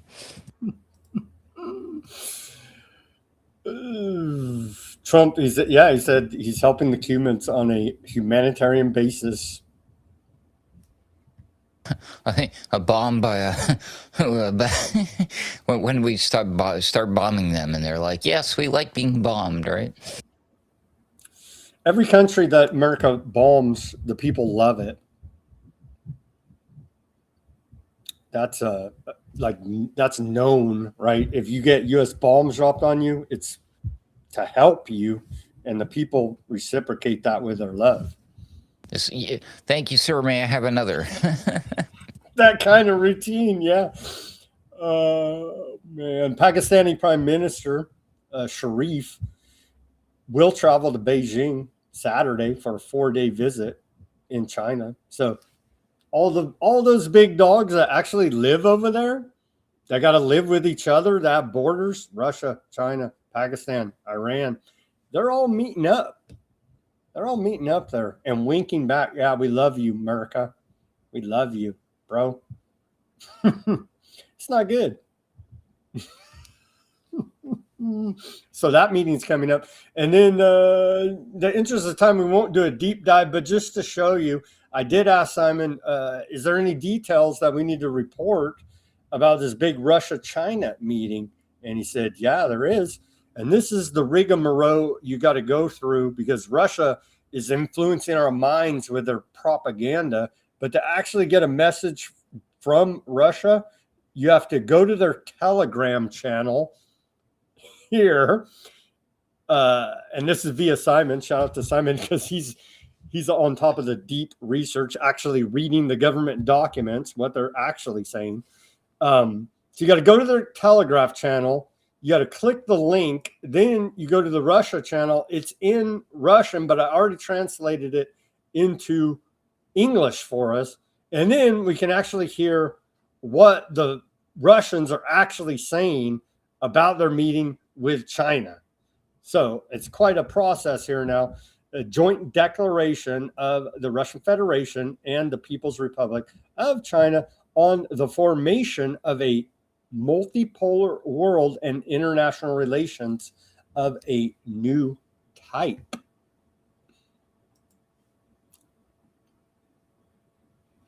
That's a mouthful already. And it's not that long, but hopefully I'll find some time to be able to read it out here for you. It's about the same as we've been hearing from, but this is the latest. Let's see their telegraph. I think they had 4 points, and let me just read you the bullet points. Of those 4 points, they say Russia and China undertook and call on the international community to adhere to the following basic principles in their relations with one another.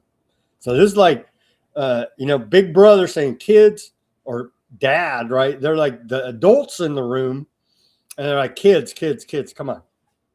Okay, so Russia and China, the adults in the room, they say the principle of openness of the world to inclusive and mutually beneficial cooperation, the principle of indivisible and equal security, the principle of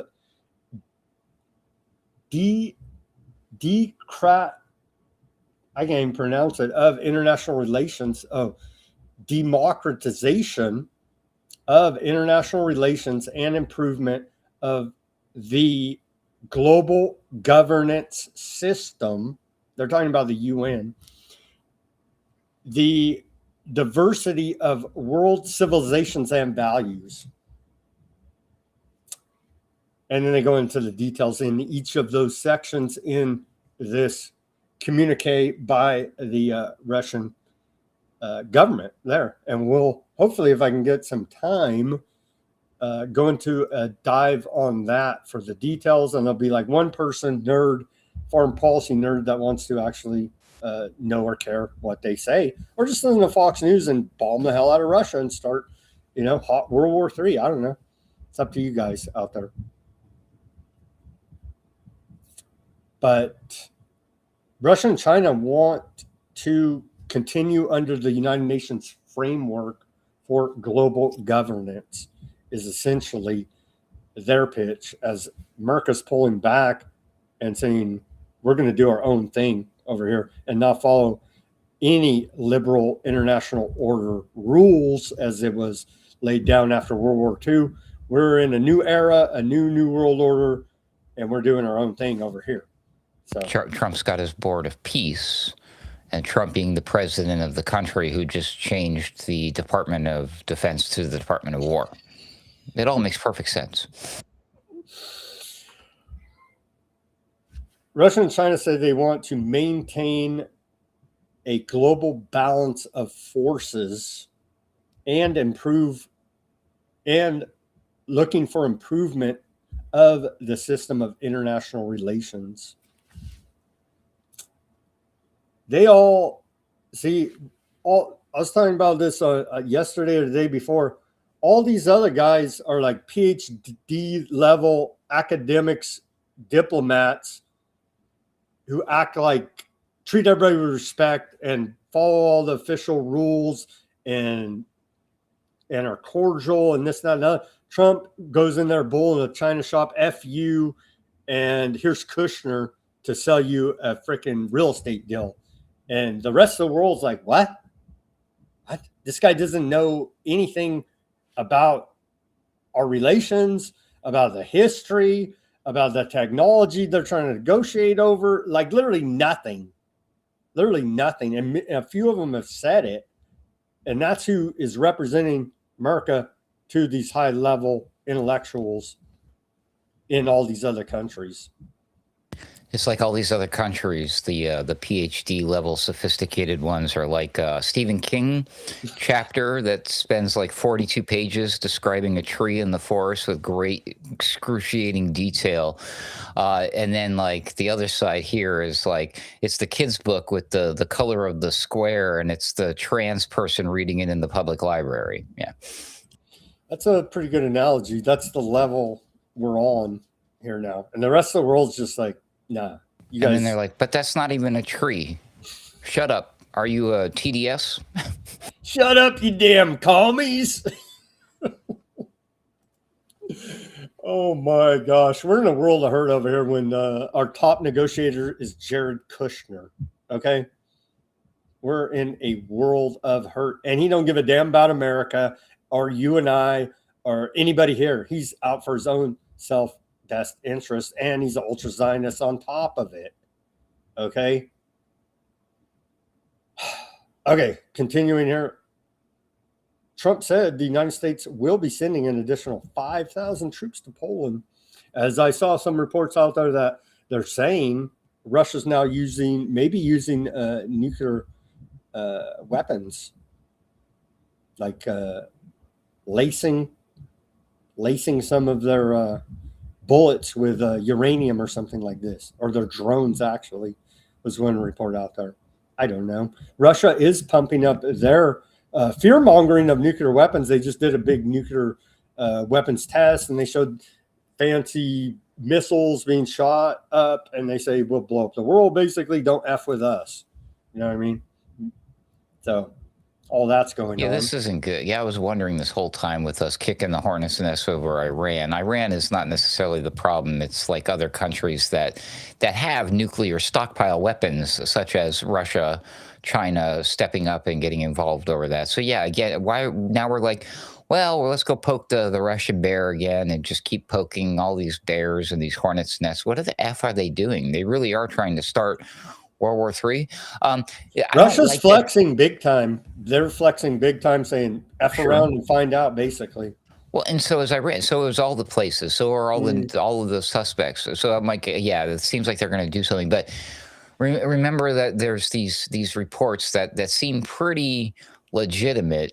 Even my friend and colleague Patrick Henningsen is continuing to insist that, yeah, at least he trusts the stories and the sources about how there's a lot of casualties and wounded folks over this Iran thing that they don't want to admit to. And I've been saying that they need to somehow account for that eventually, right? Are they going to slow drip it out? Or wouldn't it be neat if, like, oh, we're making an announcement that we're sending thousands of troops to another location somewhere else? And then what if something bad happens somewhere else that we're told that is just a cover up for the things that bad have happened elsewhere already? But then it's like killing two birds with one stone. Now we can like, oh, look what Russia just did, when it could have very well been our own tomfoolery in Iran, is what I'm saying. I'm just a weird theory. Just put it out there because they do like to move their pieces around in their numbers and mess with everything. Look what they did during the miracle time. They certainly had fun with their numbers, fudging things and moving things around under different categories. Trump almost got impeached for moving numbers around, right? Yeah. Hey, almost. A bunch of military casualties out of the invasion of Cuba. Maybe. You know what I mean? Hey. No, the Cuba will be it'll be a repeat of like we came, we saw, we kicked some freaking ass, and we used our discombobulator. It was the most fantastic thing. Yeah. America! It'll be one of those things. Yeah. But I mean, look at the countries like suffering, standing on its last leg, suffering a blackout. Cover. I get they're looking for cover to actually, because they know they can't cover up the data forever. So we need cover as a side story to, softly walk out this data about the real damage done by Iran against us when it was hot and heavy. Just a theory. Yeah. Okay. I hear you, and I agree with that. Where and how all this is going to happen, they're still cooking that up right now, but it's going to happen. Well, thankfully, Al-Qaeda here now, Ruckus. I know you're a big fan, as am I, of this Western intelligence terrorist group creation. The head of it now, they're in Syria, al-Shara. He's now he's going to attend the G7 summit in France. Are we even attending that? We're banned due to racism. No, the self-proclaimed Syrian president, Ahmed al-Shara, will attend the upcoming G7 summit in France, according to a report out of Reuters. And so think of that. This guy went from being Al-Qaeda terrorist with an international freaking, I forget it, what was it, like $10 million on his head, wanted dead or alive, to now being the president of Syria and attending the G7 summit there with The G7 countries consist of Canada, France, Germany, Italy, Japan, UK, and America. So, I mean, this is the most incredible rise from being wanted, dead or alive, by the West, America mainly, but you could just say the quote West, Anglo-American establishment, to now being one of their own. Are they officially making Syria or him a member, or he's just attending? No, He's just going to go there and see how the scam works, because they're like, come on. He's like the people, these countries get the invites +1, right? It's like a +1 invite. But it's amazing that they're saying this guy's Al Qaeda. He's a jihadi head chopper. But now here he is with a tie on, no less, and a trimmed down beard, and welcomed with open arms to the next G7 meeting. Very handsome man. He comes from a rough neighborhood, Sam. On to these devils that want to bring baby formula to starving Palestinian babies. Those damn terrorists. I'm telling you, all Flotilla activists were released from Aardvark Land prison are being deported. They were abused there and tortured by Ben Gvir, among others. Italian journalist details being stripped, bound, and beaten after Aardvark Land forces pirated the Gaza flotilla. He details the abuse that he suffered. Montavani reported, that's this Italian journalist, and out of ANSA news agency, detailed how he and other activists were beaten, handcuffed, and shackled by Aardvark Land forces following the maritime pirating of the Gaza-bound Global Samud flotilla, arriving back in Rome airport alongside five-star movement lawmaker Dario Carantino. After their deportation, he described the boarding operation as far more violent than past encounters.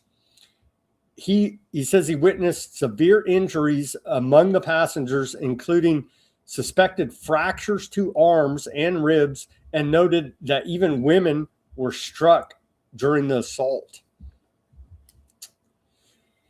And again, that was an activist trying to deliver aid to Gaza.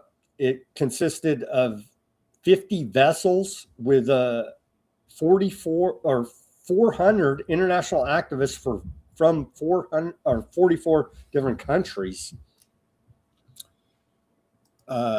There's more. Italy now calls for. We're gonna have to. I'm tired of Italy, man. Italy calls for UN sanctions on Ben Gvir, Ruckus. What are we going to do about this? Oh, no, they did not. These people. Italy earlier today said that it requested EU sanctions against Aardvark Land National Security Minister Ben Gvir after he published footage showing detained activists from the flotilla kneeling. That's in the thumbnail. It's not Muslims praying. They're being tortured at gunpoint is what that image is. Well, here's the image on Weaponized News thumbnail. You could see here, they're not doing the Muslim prayer there. They're all zip tied at gunpoint and told to stay in this position or you will be terminated. That's some of the torture that Aardvarks did to these activists trying to deliver aid. More about this.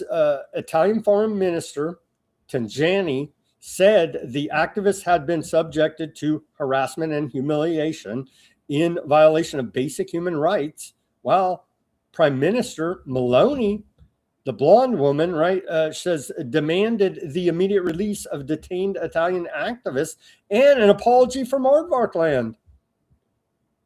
Who does she think she is? Dude, you better watch out, Italy. is all I could say.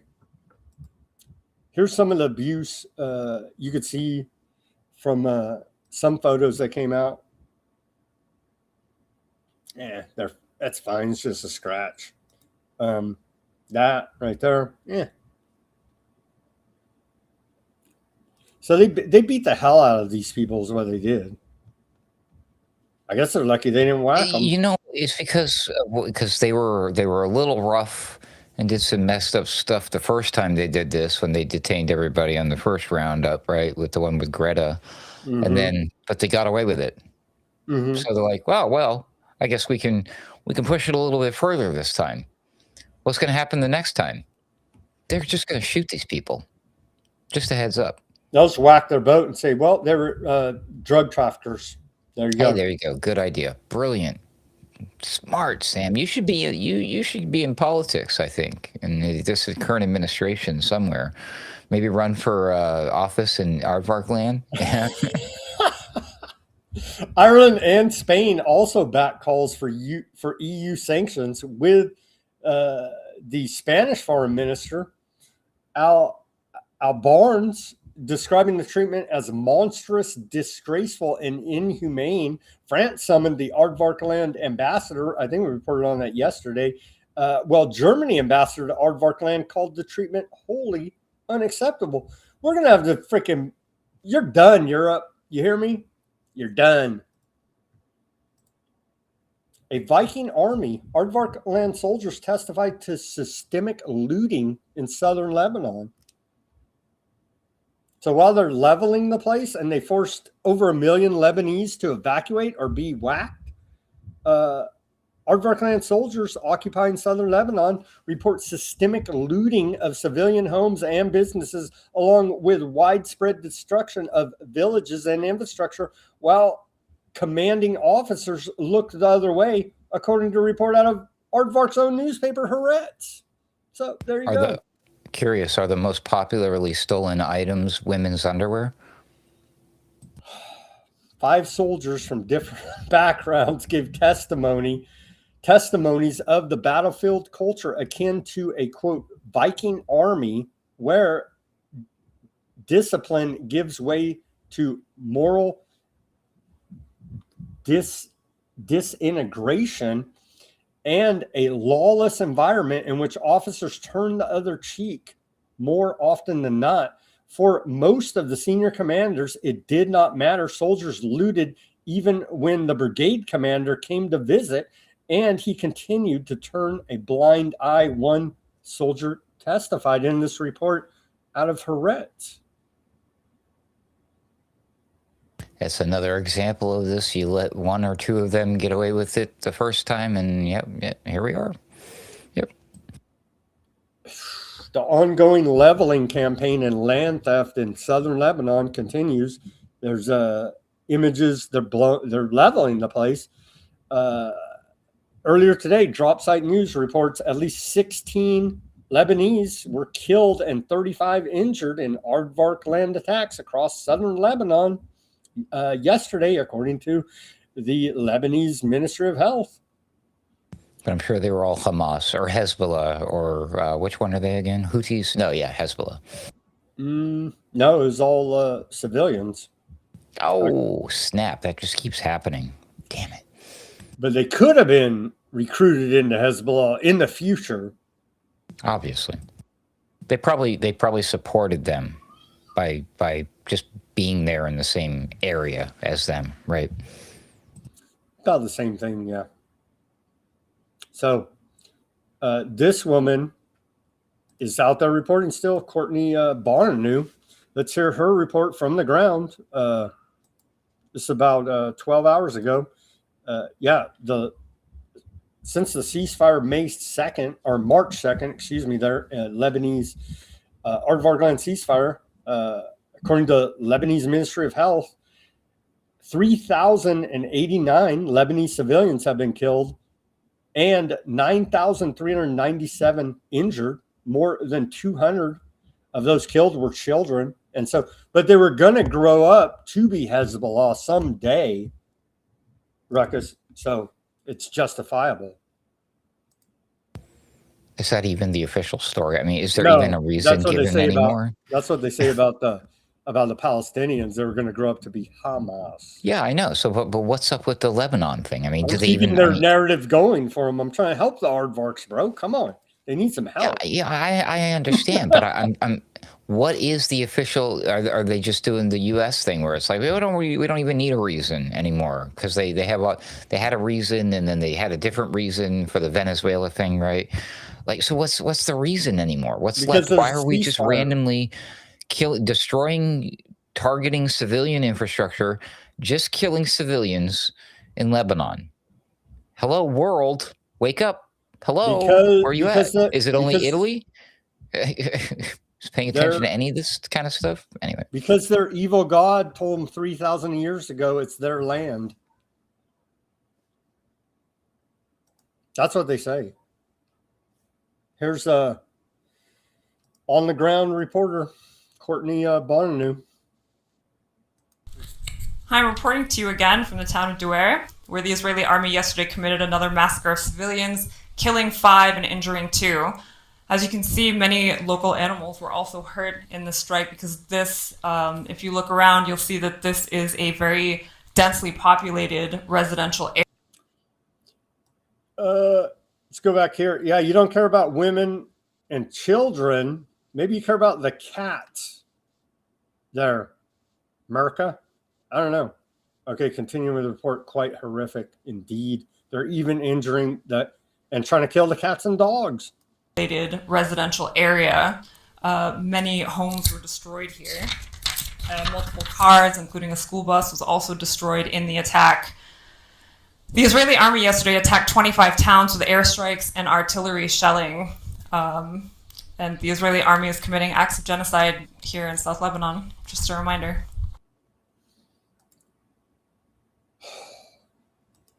Wowzers. We can't worry about that. We've got UFOs or something, right? There's UFOs. Wait, soccer's coming up, FIFA. So, you know, otherwise, I'm sure the mainstream media would be all over this, right? No, it's this one reporter that gets that drop site. I guess she's affiliated with them. That is there, and then I'm surprised they don't whack her. They may whack her. The only thing keeping her alive is probably she's a white blonde lady. They've whacked over 200. With the track record that Aardvark Land has concerning these journalists getting this type of information out there, I'm starting to wonder if she's even real. It's probably AI. Sad to say. They've killed over 260 journalists. They're reporting on Gaza, and numerous journalists reporting on Lebanon. I'm just kidding, of course. I'm 99.99% sure she's a real person, and she's incredibly a brave one for sure for doing what she's doing. So kudos to her. But where's the rest of it? We need more. We need more. We need more eyeballs on this, more attention again before this turns into a Gaza thing. But I mean, very completely different and separated from that. That was an occupied territory. I mean, we know the history of the settlers and the all that stuff going on there between aardvarks and the Palestinians. But this is now we're just like, well, you know, we're gonna go do that over here a little bit. We're gonna go do it over here a little bit over here. And then next thing you know, you're like, well, hold on a second. This looks a lot like this map that somebody was talking about and pointing to back in the day, greater something land. Yeah, anyways. Yeah, this is just, it's crazy. And this has nothing to do with like, oh, this land was promised to you whatsoever. This is clearly them, you were given an inch, taken a mile yet again. You keep letting all of these tyrannical governments and awful people do awful tyrannical things. They're just going to amplify it and accelerate it. Well,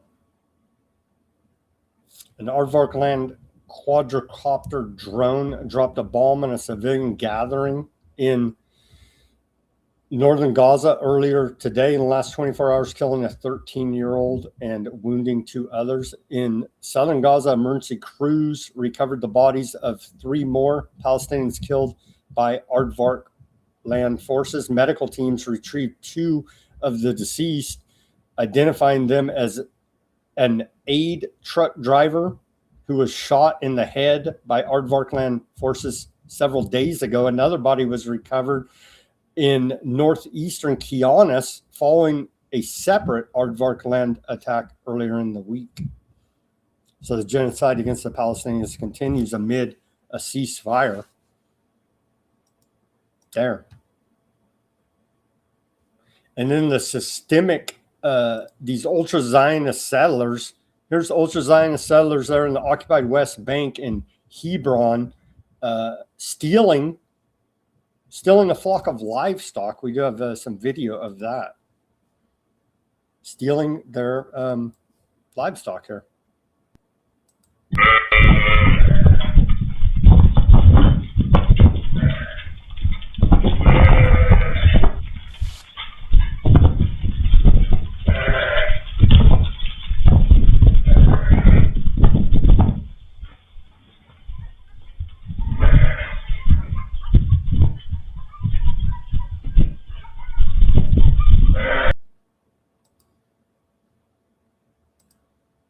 It's like a scene out of a Grand Theft Auto game. It's a Grand Theft Sheep. Grand Theft Sheep. So they're systematically attacking their agriculture industry, any industry they have, specifically agriculture. They're targeting the animals, the crops, and running them out of their land there in the occupied West Bank. Notably, one thing they're not doing, Sam, is they're not depositing box of weaponized ticks on the people. Think about that. Not yet. There's a public health crisis there in Gaza. As aid's cut off, they're talking about rats are running all over the place, skin diseases, what you would expect with little to no public sanitation and no clean water. And so we're seeing they don't need to, they've essentially weaponized public sanitation against those people and public health against them, in the fact that there is no infrastructure even in place now because it's been blown up. And the same routine is being carried out now in southern Lebanon, whacking paramedics, doctors, nurses, anybody that could even do any type of trauma care for the victims of the attacks is being systematically terminated. Easily one of the most evil things I think I've ever had to hear about in my entire life. Yeah. I don't know about, what about raping prisoners with a... I said one of, but a vast majority in my top 10 list do belong to Aardvarkland and related matters, which is shocking and quite telling. They had the guy that raped the prisoners with a knife up the rear end, and they're paraded all over Aardvarkland television, celebrated as heroes. And they were reprimanded and then given a pardon and put back into service. They were given medals too, I thought. I think so. Wonder if they were little golden like pagers or something, right? Or probably nooses. Oh, no. The new iPhone is allegedly going to be manufactured in Aardvarkland. Just saying, watch out, bro. They do have a history of exploding communication devices. They wouldn't do that with an iPhone, though, would they? Well, people are obsessed with those wearable technologies that RFK Jr. has been pushing on everybody, right? Boy, howdy. Wouldn't that be not fun? Anyway.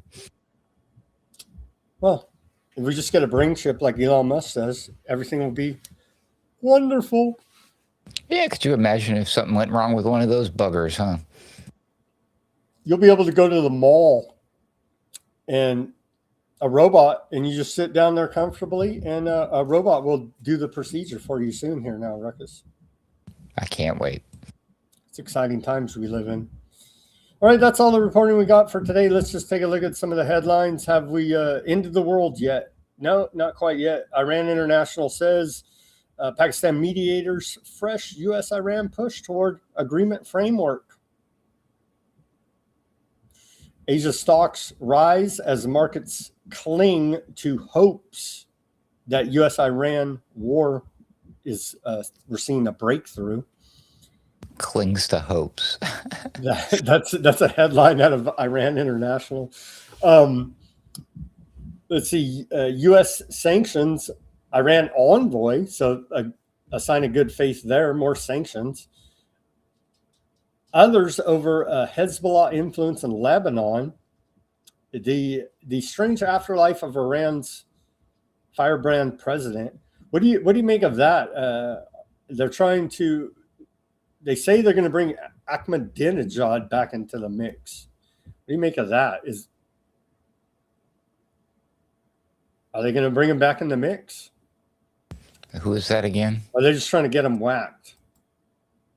This dude, that he was all over the UN. He was saying that they're using weather weapons, earthquake weapons against them. The name is incredibly familiar. You have a picture of him? This dude, you'll recognize him. He was Iranian president, I don't know, 10 years ago or something like that. Oh, yeah. Okay. That dude. They're trying to bring him back in the mix, and he like retired. I think he went and became a school teacher or something. Like, I vaguely forgot that he was even still alive, dude. But yeah, I thought I'd seen something about him pop up in the news feed recently. Okay, that should be interesting. It's certainly probably it might. I don't. It's so weird. I mean, the very odd one is, of course, what they just had the Unite the Right rally in the UK with the Tommy Robinson thing or whatever, and they were pushing the Raza guy, the son of the. Yeah. I know you're talking about. All the this puppet, weird, Western puppet. Yeah, they want to install. and originally the guy was like, "I've lived out here in America. I don't know anybody. I have no friends or nothing in Iran. What are you talking about?" And they keep pushing that guy forward. And I'm like, I see a future, unfortunately, clown world where that's the next leader of Iran is that clown right there. No, that's who they want, but he's not gonna get traction with the Iranian people. No, not at all. Of course. I mean, but if they get enough bombs and enough weaponized ticks, they might change their mind, right? Maybe. They're floating Ahmadinejad coming back into the political fold at a high level in Iran. He was one of those smart ones too, right? If I remember right. Yeah. Apparently, and then shout out to Fat Bob. I was listening to some of it. What the guy's name? This Australian dude. What's his name? Brendan O'Connell. Apparently, Apparently, he has firsthand experience because he went to Iran, like, I don't know, 10, 15 years ago, something like this. As well, and he's trying to say, from what I watched about 25 minutes of that video that you sent me, Fat Bob, and Fat Bob's censorship so bad on him, you would have to send smoke signal. No, you have to like send a link on Rumble to be able to, and it's not even a hot link, like I have to cut and paste it. Anyway, he got me the Brandon O'Connell video, and Brandon O'Connell is trying to say that he thinks that old Ahmadinejad is not one of these radical religious fundamentalists, and he's trying to say, from what I saw so far in the video, that he's a legitimate Iranian nationalist that wants to do right by the people and leaving out all this religious fanaticism. I don't know. That's what he's reporting over there. But he's being floated around as maybe somebody that can negotiate that's not part of the radical mullah regime. Well, if they had somebody like that keeping, Iran's nose clean, America still, or Aardvark land combined, they still are not going to stand for that. They're still going to. They definitely don't want.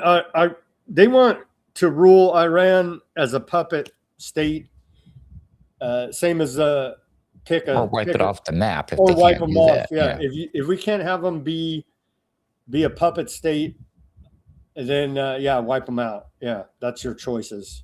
So Iran, sorry to tell you, maximum lethality, according to the Department of War. And Trump has said that many different times, right? So I guess we'll follow how and if and why they are using this guy, Ahmadinejad, because he was like at the UN saying all these truths, right? And everybody said, you're crazy, conspiracy dude, don't listen to that dude. And it's looking like, because he was saying they're using weather weapons against them, they're using earthquake weapons. He was saying all this stuff like 10, 15 years ago when he was president. And they're like, no, he's a nut, right? And now those, that the forces and things have been destroyed and pulled out of the area. Oh, look, now the weather's acting normal again all of a sudden, we've been reporting on, right?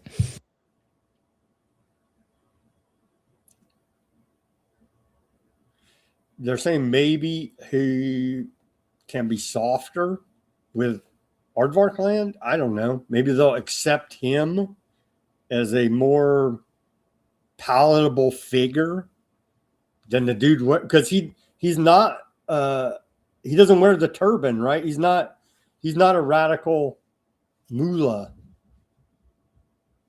So maybe they'll use him to soft sell him as the figurehead. That's great, but they would have to replace they'd have to make some political shifts and changes in Aardvark land too for that to properly play out properly in the right way and a good thing for everybody. You know what I mean?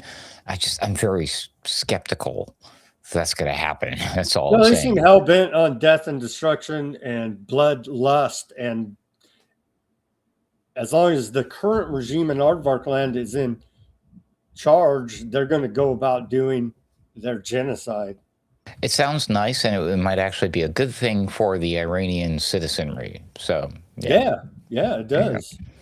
It does indeed. All right. Certainly better than the bombs, right, that we're sending their way. They love those, but maybe some peace could also help them out. Even though they do love bombs, they do love being bombed.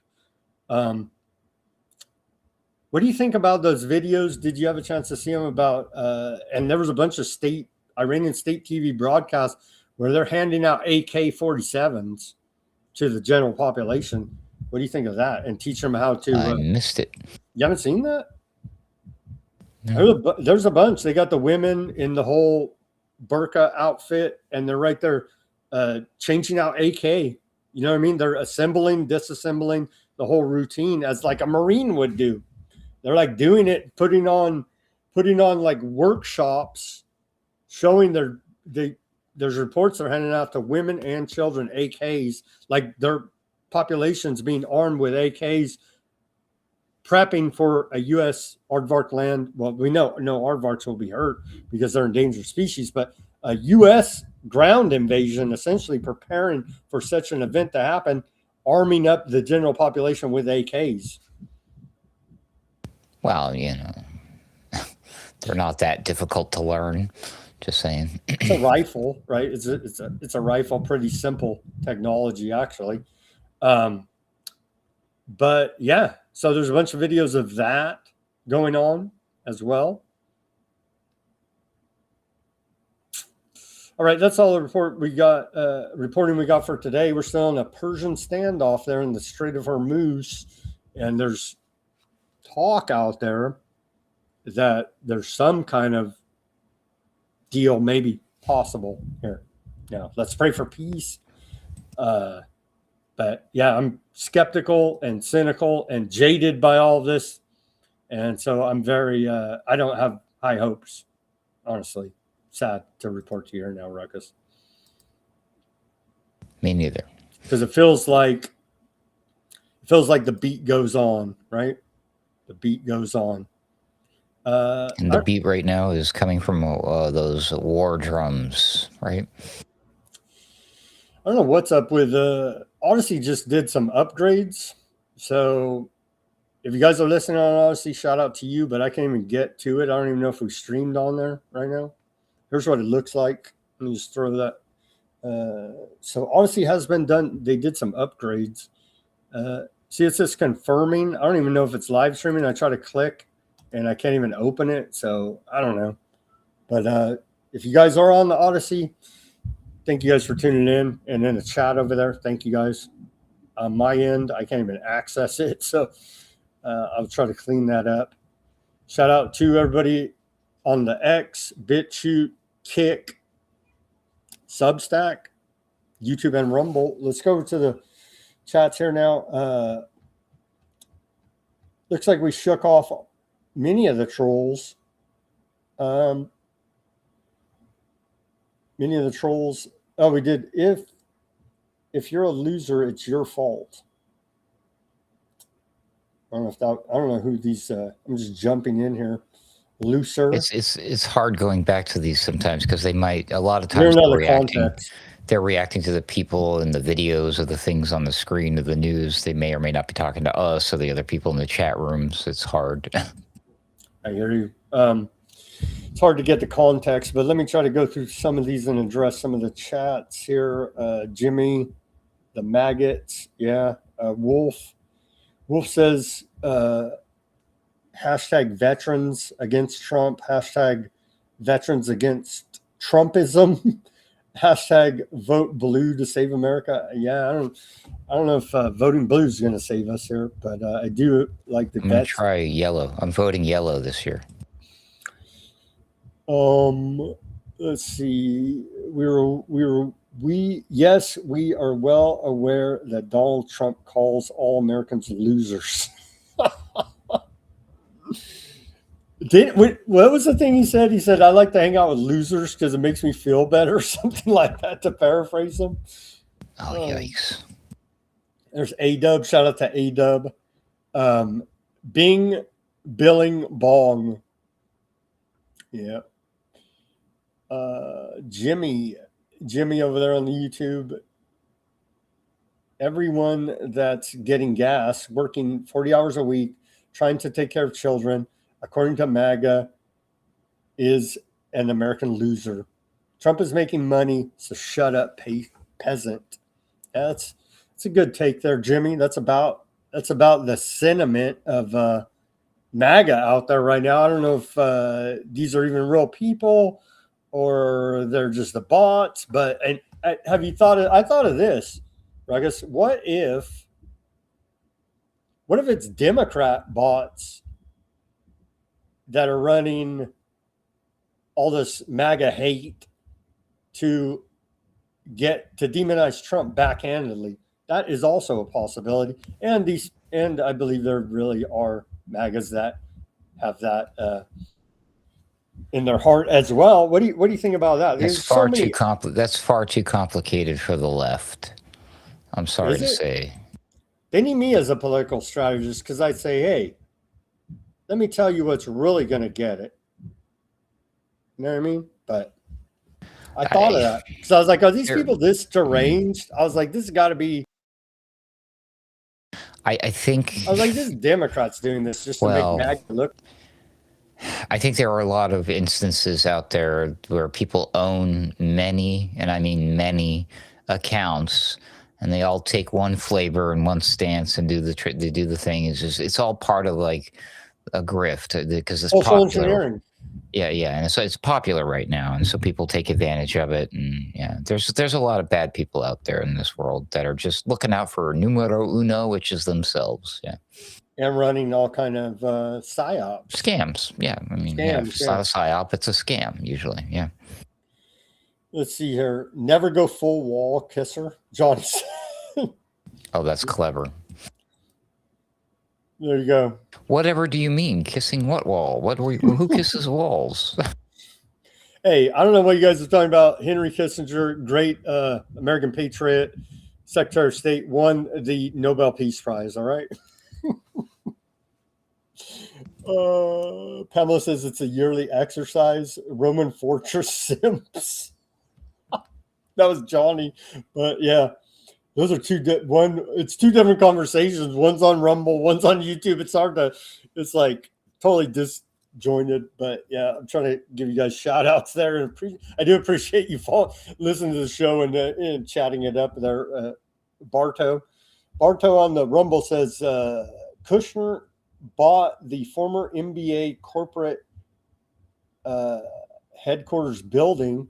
Oh, address 666. Yeah, in New York. I didn't know it was the former NBA corporate headquarter building. There's like a bunch of offices, I thought, in that place. One of them was also a publishing company. God, I can't remember. I have so many books. I own a lot of books where, like, right on the front page, it's got the address and it's 666 Fifth Avenue or whatever. Books are bad, Ruckus. Hey, now. Reading is a conspiracy theory. Let's see. Shout out to Mac. Everybody go to Mac's Substack channel. He's putting out reports over there quite frequently. Plugged them yesterday. I don't have it pulled up today. But shout out to Mac, a regular listener there. Appreciate you, brother. IDF stealing washer machines for chips for drones. That's what Maddie said. That's one of Ruckus's people right there. I wouldn't. Someone was asking about Boiler Room. There will be a live Boiler Room tomorrow night, Friday, on alternate current radio. So there you go.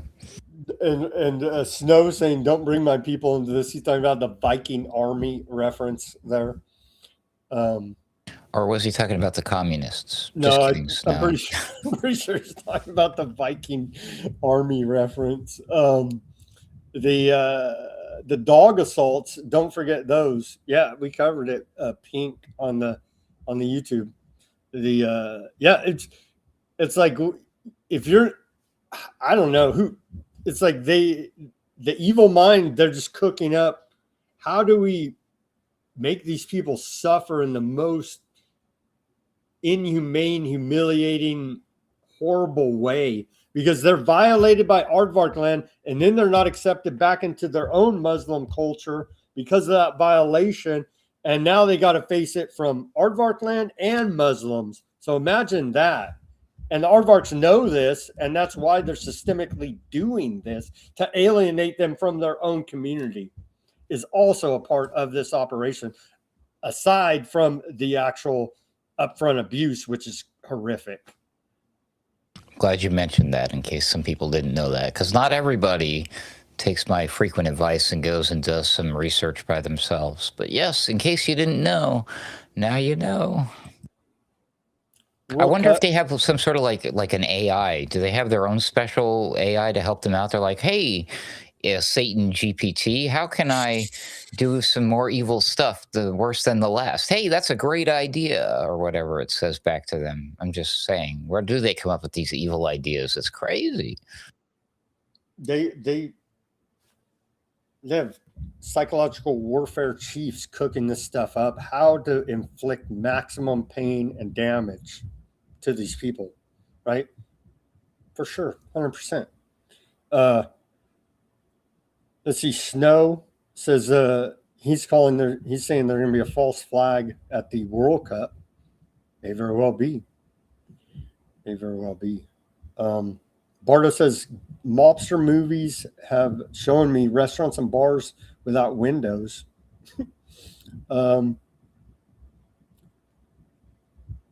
Let's see. A-Dub says she's an awesome reporter. My wife's father came from Lebanon, so it pisses me off even more.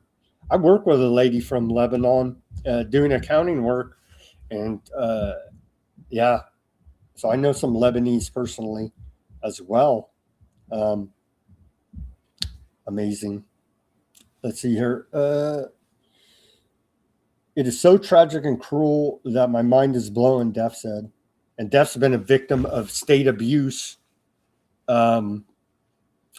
So you're even getting Def Mac over there to I mean, I agree with you, Mac. It's just like, do they have a direct line to Satan or some demon and getting directions about how to torment these people? Like, that's what it feels like, right? I mean, it's just like, wow. Tinfoil turban, Mac.